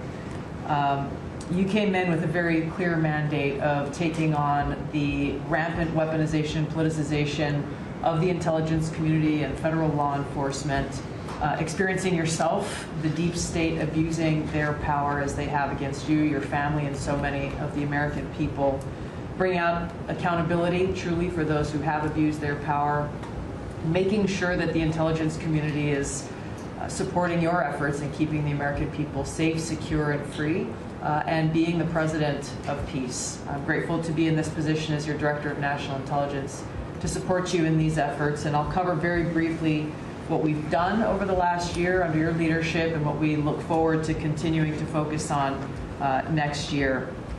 First of all, under your leadership, again, we've taken on a historic effort for transparency, declassification, and exposing these abuses of power by these deep state actors. We've declassified over 500,000 documents, many of which had never been seen before by the American people, put them online to bring about this level of transparency. We formed a weaponization working group, again, to be able to go after a lot of these abuses of power that have never seen the light of day, to support the accountability that under Pam Bondi's leadership in the Department of Justice is coming about. Secondly, bring about reforms to the intelligence community to make sure that we have the most effective and efficient and focused workforce that's really working on bringing about the priorities you have laid out in ensuring our country's security. And lastly, Mr. President, working with many of our partners here around the table, is going after these domestic threats. We have threats coming from both Islamist ideology as well as Islamist terrorists, foreign terrorist organizations, and those who seek to do harm to the American people, many of whom were let in across our borders under the previous administration. We are focused on these tasks and this imperative for the American people, and just appreciate your leadership, Mr. President, in empowering us to be able to conduct this service.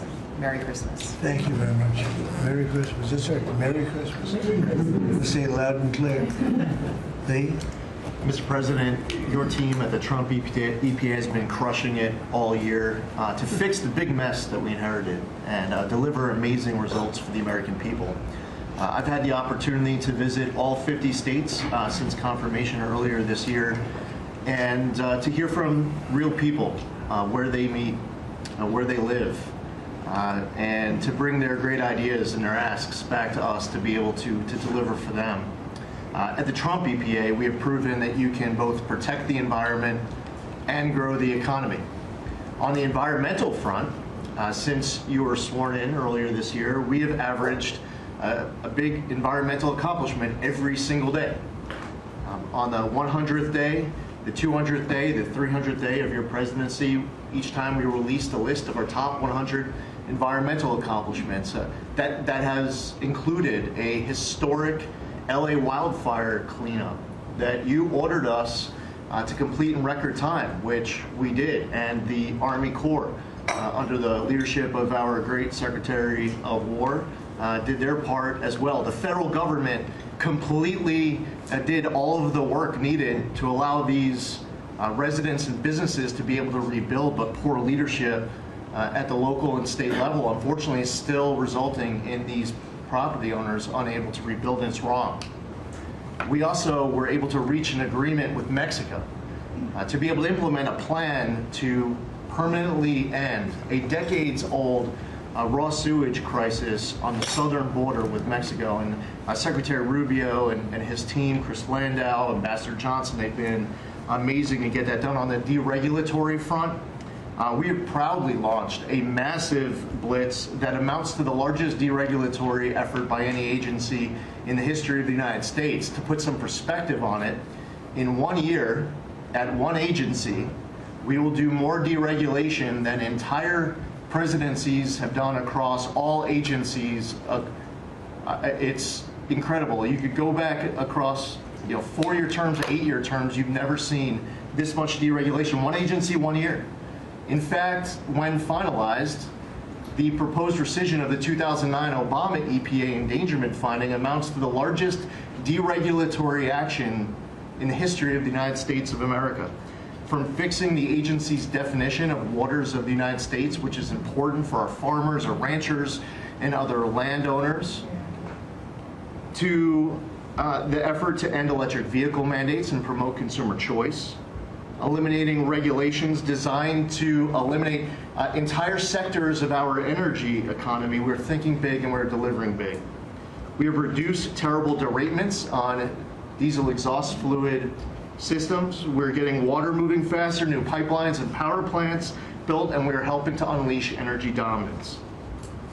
Mr. President, on the operational front, we have significantly reduced the size of the agency workforce, and we are accomplishing more with less. It's all about priorities, and our focus is on fulfilling our statutory obligations, helping to fast-track project approvals that were taking way too long, and closely following the law, as well as key Supreme Court decisions like Loper-Bright to overturn the Chevron doctrine. We inherited massive backlogs that we've been eliminating all year long. We've been implementing your executive order to end COVID-era remote work. We consolidated real estate, canceled expensive media subscriptions, and closed a Biden EPA museum that none of you knew even existed. I'm sure none of you actually visited. To put it another way, in 2024, the Biden EPA obligated and spent over $60 billion in 1 year, an agency with an operational budget of about $10 billion a year. In their own words, caught on camera, they were tossing gold bars off the Titanic, wasting precious tax dollars to pay off well-connected Obama and Biden officials. And they were doing it without any apology or regret. The Biden EPA, in fact, was amending grant agreements just days before you came into office to reduce agency oversight. But this year, 2025, at the Trump EPA, similar theme that you'll hear from everyone around this table. With our actions canceling wasteful grants and implementing other measures just mentioned, we have saved $30 billion. They spent over $60 billion. We have saved over $30 billion. The bottom line, by the way, is that the Green New scam is dead.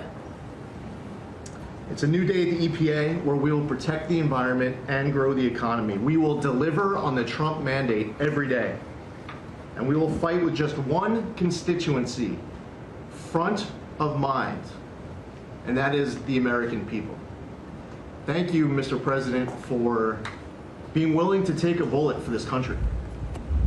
And if you were to ask me what I'm grateful for, whether it's a Thanksgiving, it's a Christmas, a Hanukkah, a New Year's, any time of year, the fact that this president, after 4 years serving in office, he could have just left it in the rearview mirror and went on to really enjoy retirement.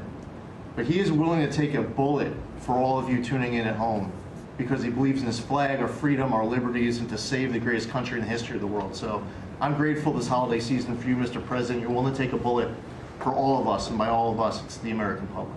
Thank you. Thank you. Mr. President, good morning, everyone. Well, in spite of the fact that your charge to me is to fire myself, we've really been incredibly hard at work making sure that we can return education to the states. And as I sit and listen to all the emergencies that we are addressing in this country, from the economy to our borders to everything that we're doing, I would say, sir, that if we do not fix education in our country with this hard reset that you are expecting, I think the greatest national emergency we could face is our education. Because if we are not going to educate our children, we're going to continue to fall behind the rest of the world. When there are only 30% of 12th graders, 8th graders, and 4th graders that can read at proficiency level, that is an incredibly harsh statement to make about our country.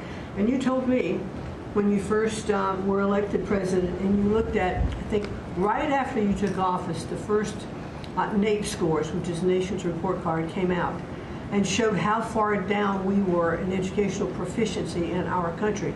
And not only the NAEP scores, but the international scores as well showed us about a third from the bottom. You told me you were not only embarrassed, but you were angry about this, and that we had to do something to change this in our country. And we took a hard look at it, and you absolutely said the bureaucracy of education in Washington is keeping its thumb on preventing growth what we should have, because it's best handled at the state level. Letting states put their programs in place, and some states are going to do it a lot better than others. But it's not going to happen from Washington, D.C. And when I hear things like, well, with no disrespect to any other country in the world that have really great programs, Germany, Sweden, Norway, we'll hear about this all the time. Point of fact is, they're this big. The United States is this big. We can't do it from Washington, D.C. It has to be done at the state level. So what we've been doing, as Lori brought up, Secretary of Labor brought up, we have a great working relationship. We have already signed and implemented one MOU or interagency agreement to handle the WIOA program and the Perkins grants to make sure it works. I call these, these are programs, pilot programs that we're putting out there. And if these are going to work, we will be able to permanently transfer these programs to other agencies. They're working like a charm. We've taken some of our best people in education. It still operates under the budget of the Department of Education and under the management of the Department of Education, but working with Lori's personnel. And when I hear pushback on that to say, well, how can this possibly work to take education and put it in labor? Let's be efficient. One example, in order to draw down on a lot of the grants that they are helping us with, we're using their grant system. The grant system at the Department of Education is like held together with bubble gum and rubber bands. And it did not interact with any other agency. Now, we have this really smooth operation already in labor. So that has prompted us to sign also other interagency agreements, 2 more with labor, 1 with HHS, 1 with the Department of State, and we'll be moving other programs, but these are proof of concept. Let's make sure they're working and working smoothly before we ask Congress to codify these permanent moves. So that's kind of in the world of K through 12, what we're looking at right now, but in the world of higher education, as Attorney General Bondi mentioned, we've been working really very hard to make sure that we've got anti-Semitism and DEI out of our universities, and put some pretty stiff fines on, worked some good deals. I've enjoyed working with Harmeet, who is just an incredible negotiator. So we're bringing all of that to bear as well. So I can say, sir, that we are moving to return education to the states and to bring the level of education back up, making sure our students can read by reintroducing the science of reading in schools. And going into next year, I can honestly say we've got a lean, mean machine operating at the Department of Education. There's only half the workforce of when we started, and we're more efficient, and I think we're going to see better results as we move into next year. So thank you for this incredible opportunity. Thank you very much. Thank you, Mr. President, during this holiday season for empowering us at HHS, me, Dr. McCary, Jay Bhattacharya, and Dr. Oz, to change the trajectory of this agency towards public health in a way from the tradition of serving the mercantile interests of the medical industrial complex and the big pharmaceutical companies. 2 weeks ago, we ended, under your leadership, a 20-year war on women by removing the black box warnings from hormone replacement therapy. The medical cartel was telling women that hormone replacement therapy during menopause was dangerous for them. In fact, here's what the science said. It diminishes the risk of fatal heart attacks by 25%, cardiac disease by 50%, Alzheimer's by 35%, bone fractures by 50 to 60%. It improves appetite, it improves sleep, it improves energy, it improves happiness. There are tens of millions of women in this country have been deprived of that therapy because of just scientific malpractice by the medical cartel. We are now remedying that, and this remedy will now be available to all women who want it during one of the most difficult transitions of their lives. MFN is one of our greatest accomplishments. It would not have happened without you. You were the only person who believed in it. You drove us to get it done.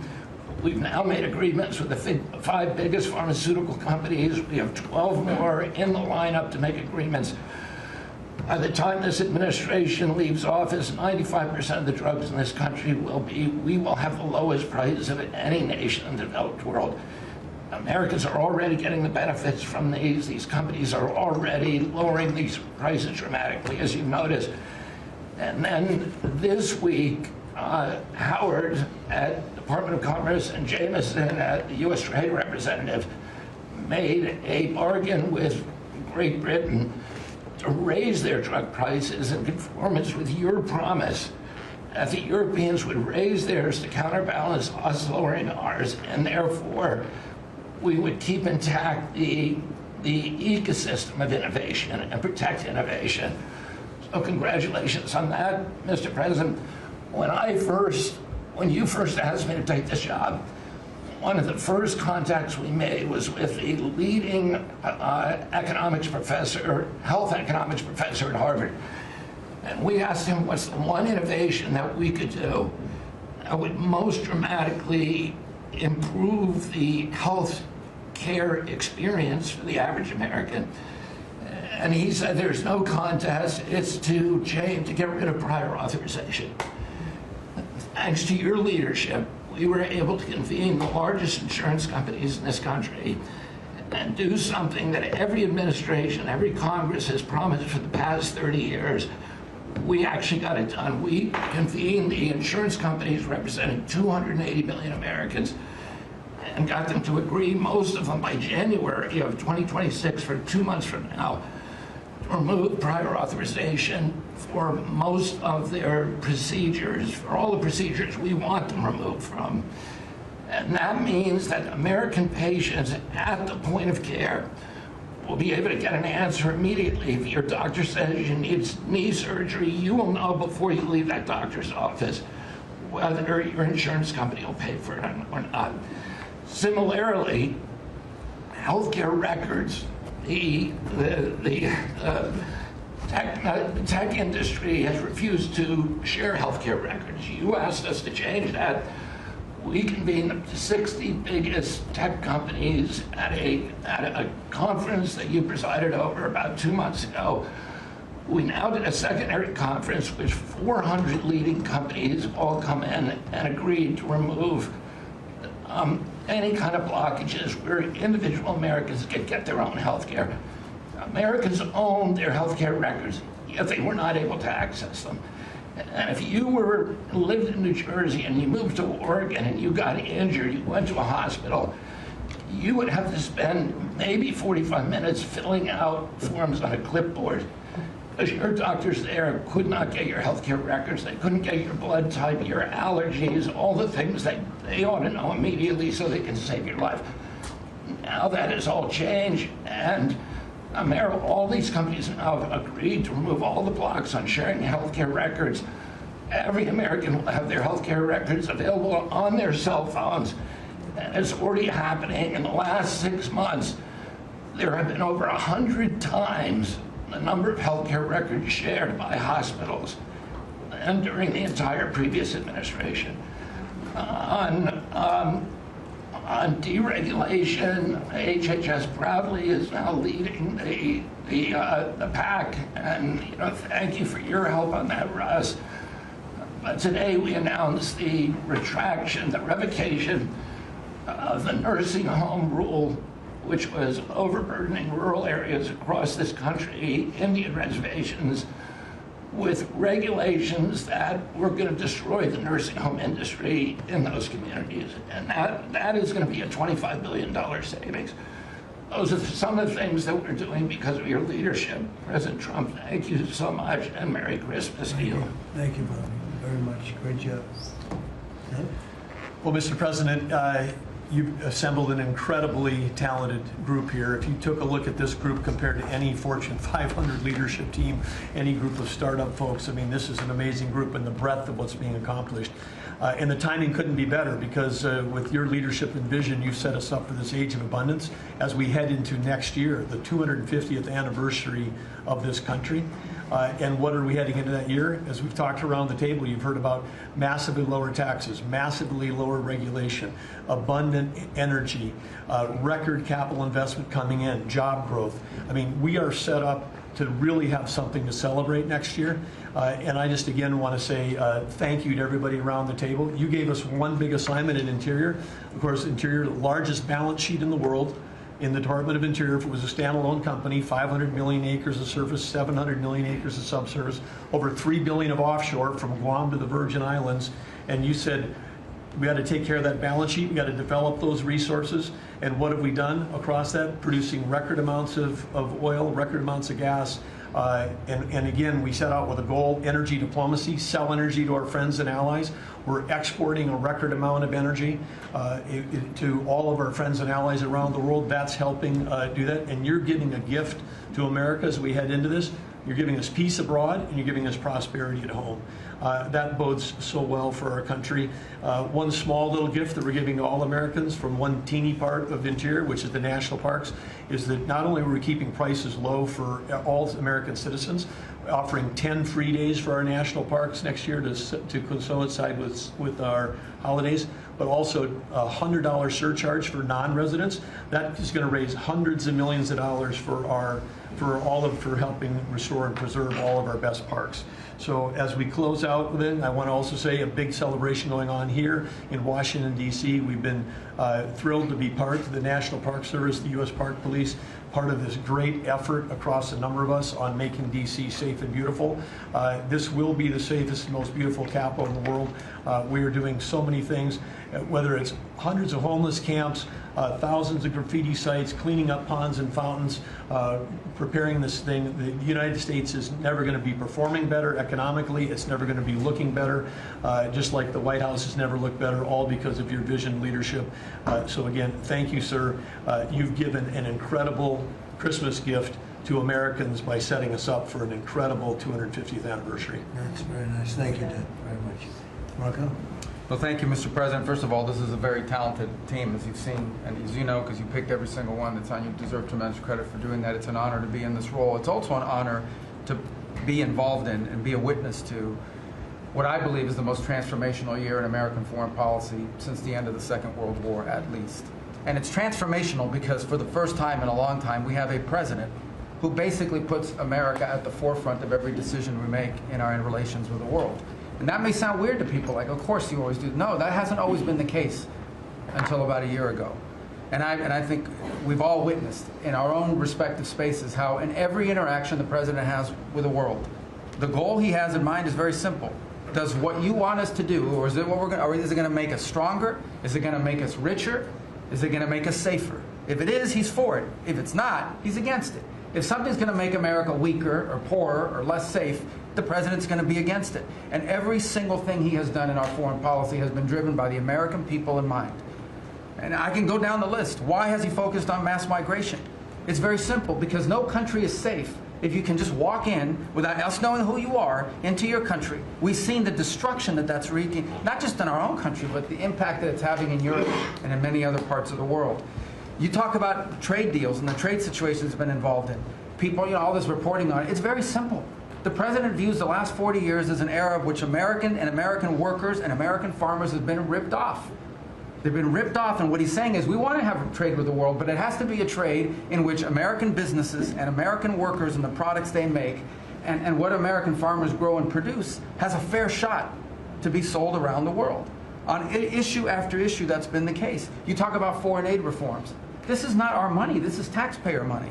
When the president has said is we're going to do foreign aid, but we're going to do foreign aid for countries that are aligned with the United States and in a way that doesn't waste the taxpayers' money.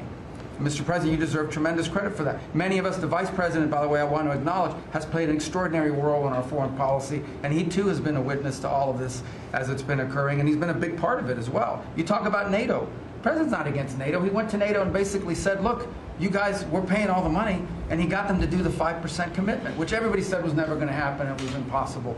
Everything this president does is driven by the American people. Whether you don't have to agree with the actual move, but understand the motivation.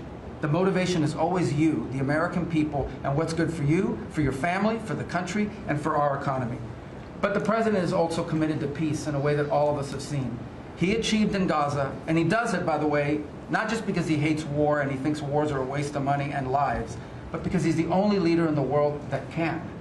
No other leader in the world could have pulled off what happened in Gaza. And I can tell you, I can't get into the details. The vice president knows what I'm talking about. That deal doesn't happen without the president's direct interaction with the leaders that were involved in this decision making.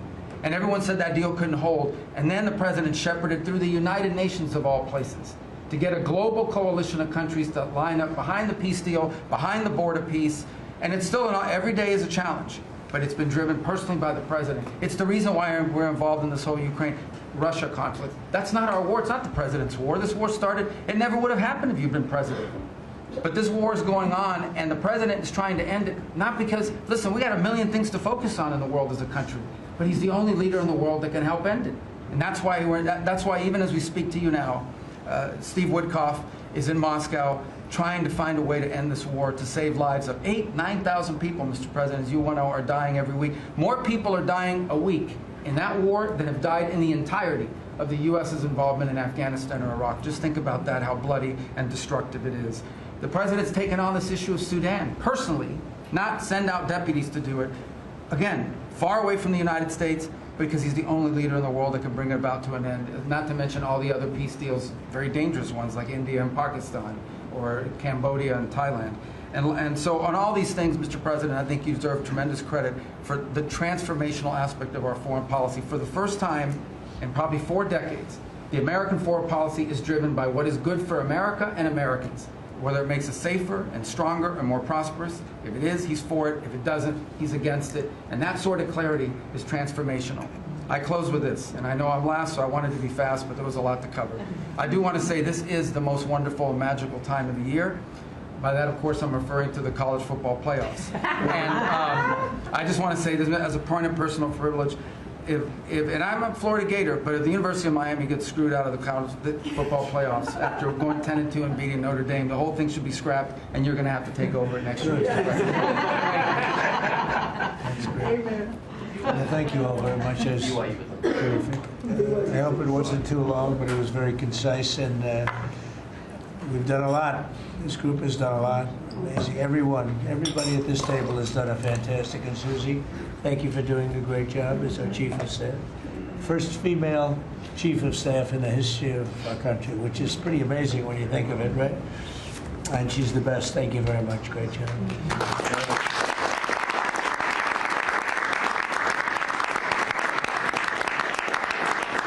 So after that, do you want to ask any questions?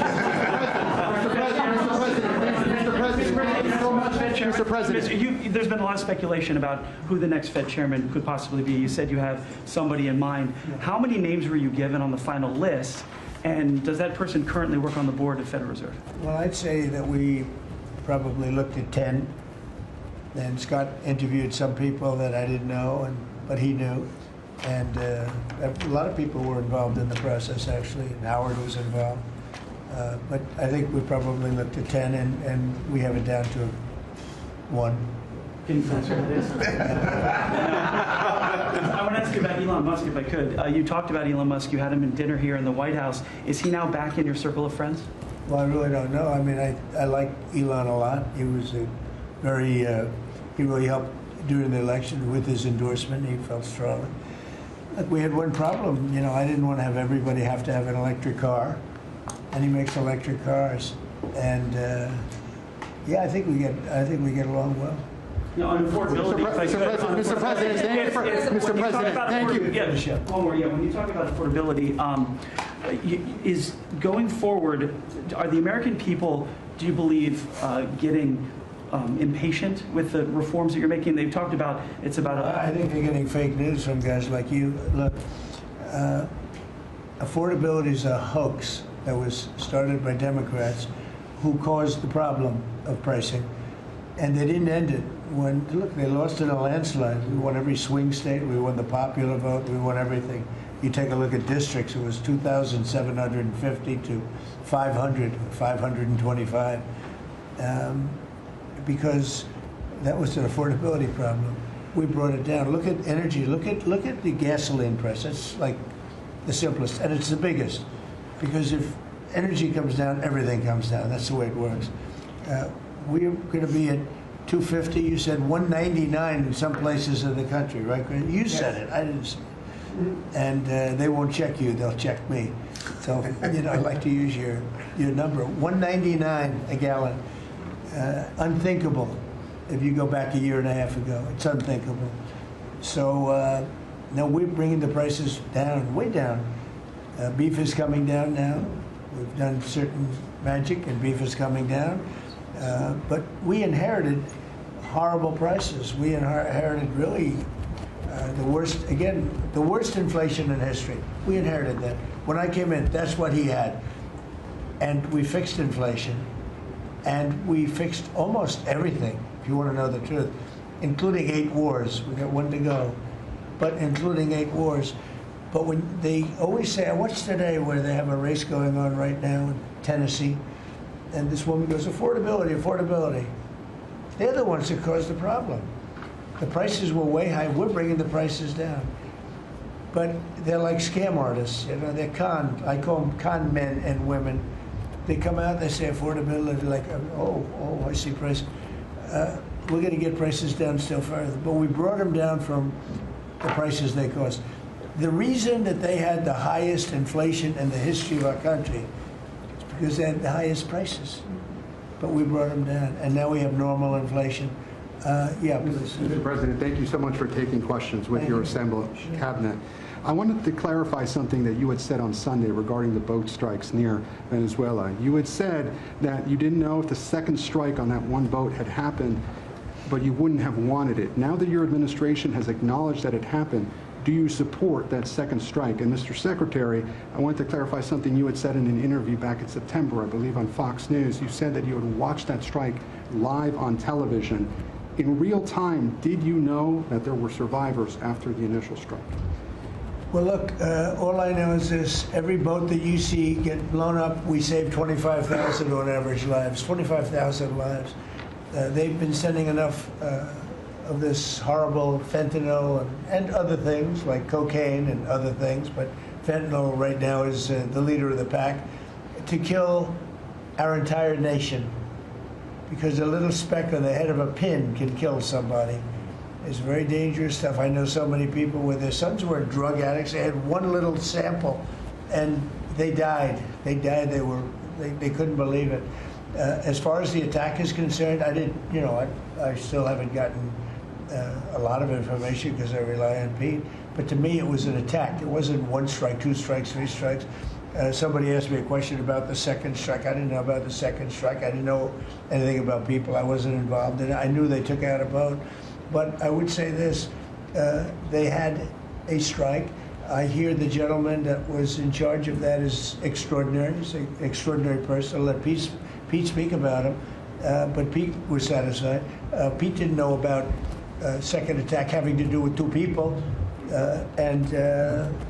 I guess Pete would have to speak to it. I can say this, I want those boats taken out. And if we have to, we'll attack on land also, just like we attack on sea. And there's very little coming in by sea. I think we've knocked out over 90% of it. There's very little, and I understand that. There's very little. We're saving hundreds of thousands of lives with those pinpoint attacks. It's an amazing thing when you see a boat going along, and a lot of the press would like to say they're not. You see the boat, they're not maybe drugs. You see these boats. First of all, who has 5 engines on the back of a boat going in weird directions and loaded up with lots of white containers? They're bags of things. No, they've done an amazing job. And Pete has done an amazing job. Pete, you could probably better answer the question. No, you're spot on, sir. I think you got to start with the baseline, which Marco laid out, everybody's laid out. We've got 20 million people invading our country over 4 years. We don't know where they're coming from. That includes Tren de Aragua and cartels and violent criminals. They bring drugs, and you mentioned it, Mr. President, poisoning, and intentional poisoning of the American people, killing hundreds of thousands of Americans. So the president had the courage to designate these cartels as designated terrorist organizations. Now, a number of us here served in the military and spent 20 years fighting terrorists like Al-Qaeda and ISIS on the other side of the world. How do you treat Al-Qaeda and ISIS? Do you arrest them and treat them, pat them on the head and say, don't do that again? Or do you end the problem directly by taking a lethal, kinetic approach? And that's the way President Trump has authorized the War Department to look at these cartels. And I wish everybody could be in the room watching our professionals like Mitch Bradley, Admiral Mitch Bradley, and others at JSOC and SOCOM and other commanders. The deliberative process, the detail, the rigorous, the intel, the legal, the evidence-based way that we're able to, with sources and methods that we can't reveal here, that make sure that every one of those drug boats is tied to a designated terrorist organization. We know who's on it, what they're doing, what they're carrying. All these white bales are not Christmas gifts from Santa. This is drugs running on four-motor fast boats or submarines that we've also struck. No one's fishing on a submarine. And I have empowered them to make that call. Now, the first couple of strikes, as you would, as any leader would want, you want to own that responsibility. So I said, I'm going to be the one to make the call after getting all the information and make sure it's the right strike. That was September 2nd. There's a lot of intelligence that goes into that, building that case and understanding that, a lot of people providing information. I watched that first strike live. As you can imagine, at the Department of War, we got a lot of things to do. So I didn't stick around for the hour and 2 hours, whatever, where all the sensitive site exploitation digitally occurs. So I moved on to my next meeting. A couple of hours later, I learned that that commander had made which he had the complete authority to do, and by the way, Admiral Bradley made the correct decision to ultimately sink the boat and eliminate the threat. He sunk the boat, and eliminated the threat. And it was the right call. We have his back, and the American people are safer because narco-terrorists know you can't bring drugs through the water and eventually on land if necessary to the American people. We will eliminate that threat, and we're proud to do it. So you didn't see any survivors, to be clear, after that first strike? I did not personally see survivors, but I stand, because the thing was on fire. It was exploded and fire or smoke. You can't see anything. You got digital. This is called the fog of war. This is what you in the press don't understand. You sit in your air-conditioned offices or up on Capitol Hill and you nitpick and you plant fake stories in the Washington Post about kill everybody, phrases on anonymous sources not based in anything, not based in any truth at all. And then you want to throw out really irresponsible terms about American heroes, about the judgment that they made. I wrote a whole book on this topic because of what politicians and the press does to warfighters. President Trump has empowered commanders to do what is necessary, which is dark and difficult things in the dead of night on behalf of the American people. We support them, and we will stop the poisoning of the American people. And Mr. Secretary, on the second strike, you said it happened more than an hour after the first. Did I hear it correctly? I couldn't tell you the exact amount of time. Minutes, or you went off the room, is what you're saying. I already stated my answer quite clearly. So remember this, we lost last year, I think it was more than that, but you know, people don't like saying it because they always said 100,000, 115,000, numbers we've been hearing for years. So we lost last year more than 200,000 people, dead people, ruined families beyond the 200,000. And those 200,000, that family will never be the same. But these people have killed over 200,000 people, actually killed over 200,000 people last year. And those numbers are down. Those numbers are down. They're way down. And they're down because we're doing these strikes, and we're going to start doing those strikes on land too. You know, the land is much easier. It's much easier. And we know the routes they take. We know everything about them. We know where they live. We know where the bad ones live. And we're going to start that very soon too. Mr. President, thank you so much, Mr. President. You know what, when we start that, we're going to drive those numbers down so low. And then you're going to have families be able to live without the fear of their son or daughter just having a pill to have a little fun and ending up dying within a period of 60 seconds, right?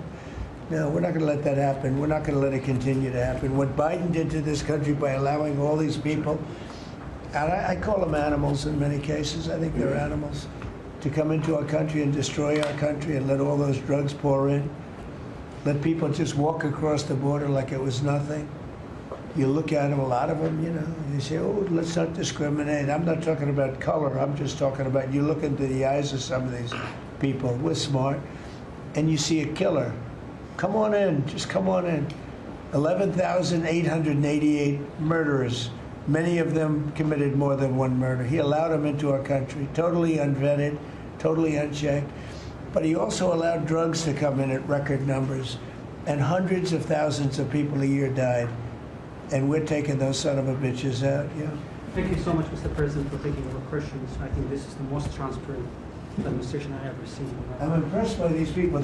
I'll tell you, how strong are you? You've been holding it for 2 hours.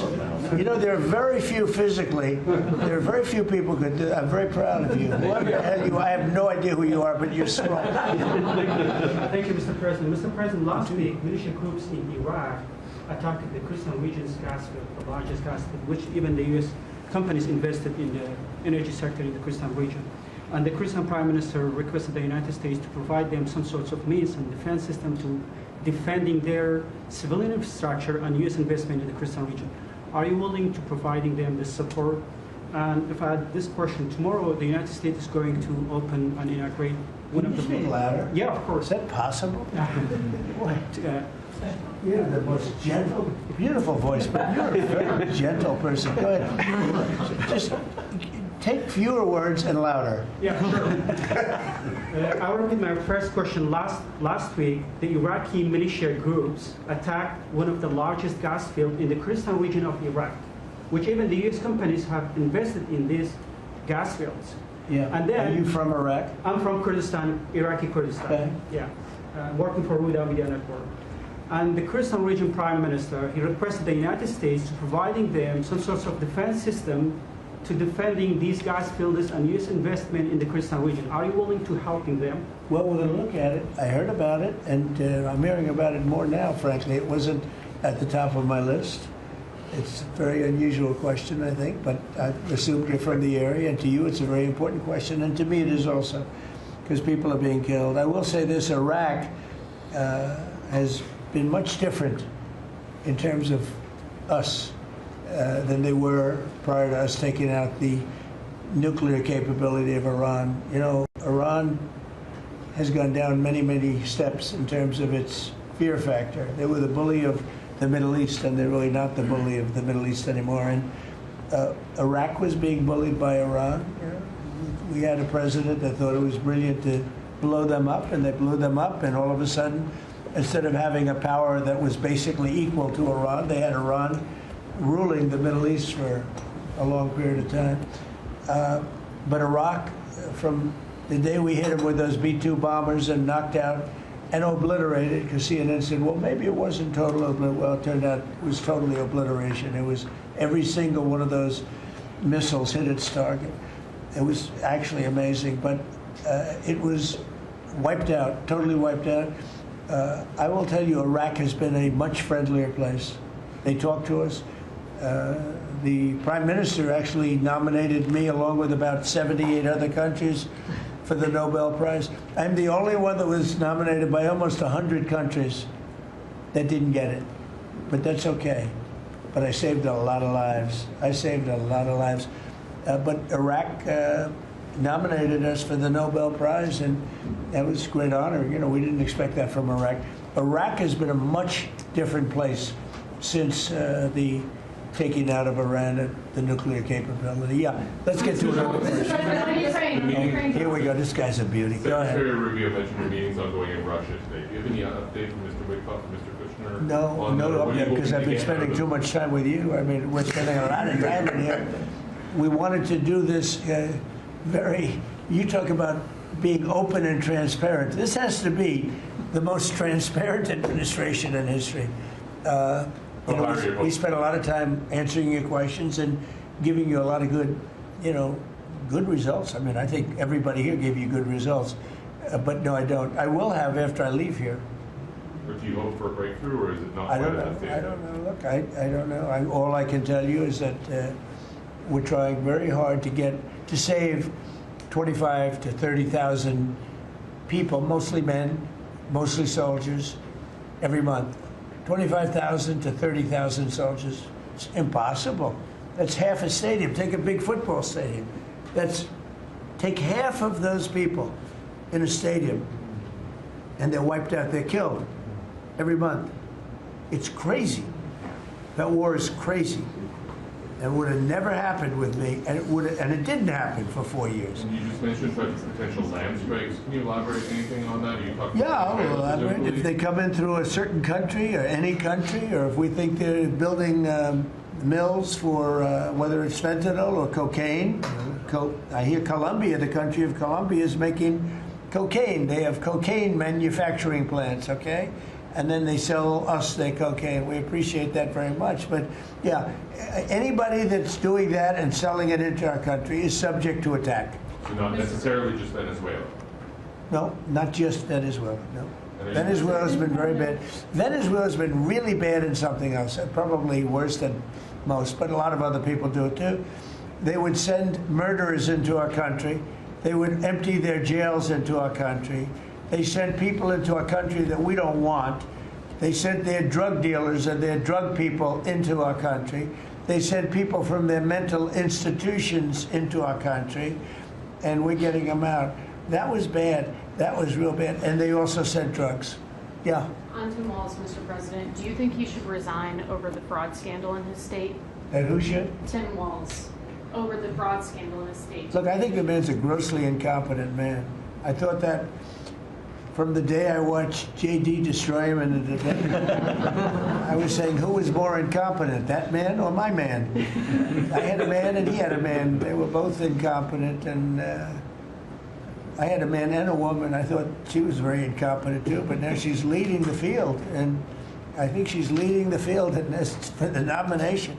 Anyway, look, that's up to them. That's up to the Democrats. You know, the problem with them is they have really bad policy. And I'm not going to say what it is because I don't want them to change it necessarily because I want to run against it, whether it's not going to be me, it's going to be somebody that's going to probably sitting at this table. Could be a couple of people sitting at this table. Could be a couple of people running together sitting at this table, you know? But I want them to win because we've done a great job for this country, and I want that to be carried forward. And you know, I think we have a tremendous bench, really a tremendous bench. But no, I think that Walz is a grossly incompetent man. There's something wrong with him. Okay, there's something wrong with him. And when you look at what he's done with Somalia, which is barely a country, you know, they have no anything. They just run around killing each other. There's no structure. And when I see somebody like Ilhan Omar, who I don't know at all, but I always watch her for years. I've watched her complain about our Constitution, how she's being treated badly. Our Constitution, the United States of America, is a bad place. Hates everybody, hates Jewish people, hates everybody. And I think she's an incompetent person. She's a real terrible person. But when I watch what is happening in Minnesota, the land of 1,000 lakes, or however many lakes they have, they got a lot of lakes, but this beautiful place, and I see these people ripping it off, and now I'm understanding, and you're going to look at that, Scott, I hear they ripped off Somalians, ripped off that state for billions of dollars, billions, every year, billions of dollars, and they contribute nothing. The welfare is like 88%. They contribute nothing. I don't want them in our country, I'll be honest with you, okay? Somebody would say, oh, that's not politically correct. I don't care. I don't want them in our country. Their country is no good for a reason.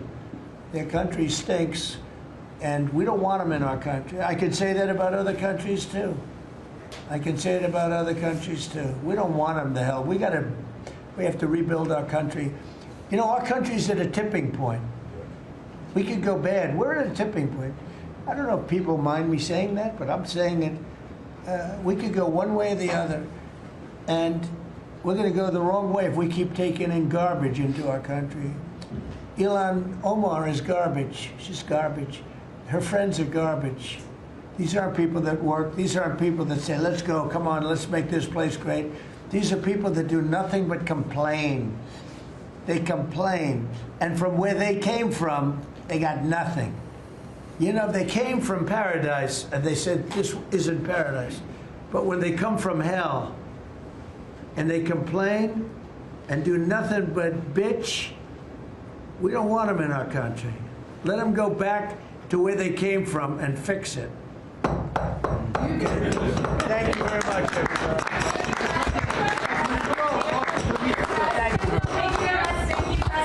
Mr. President, has Maduro offered to leave? Yes. Come this way. Come. Thank you, Press. Thanks, guys. Thank you. Thank you, Press. Let's go. Thank you. Thank you. Hey guys, keep going around to the right. Okay. Thank you guys.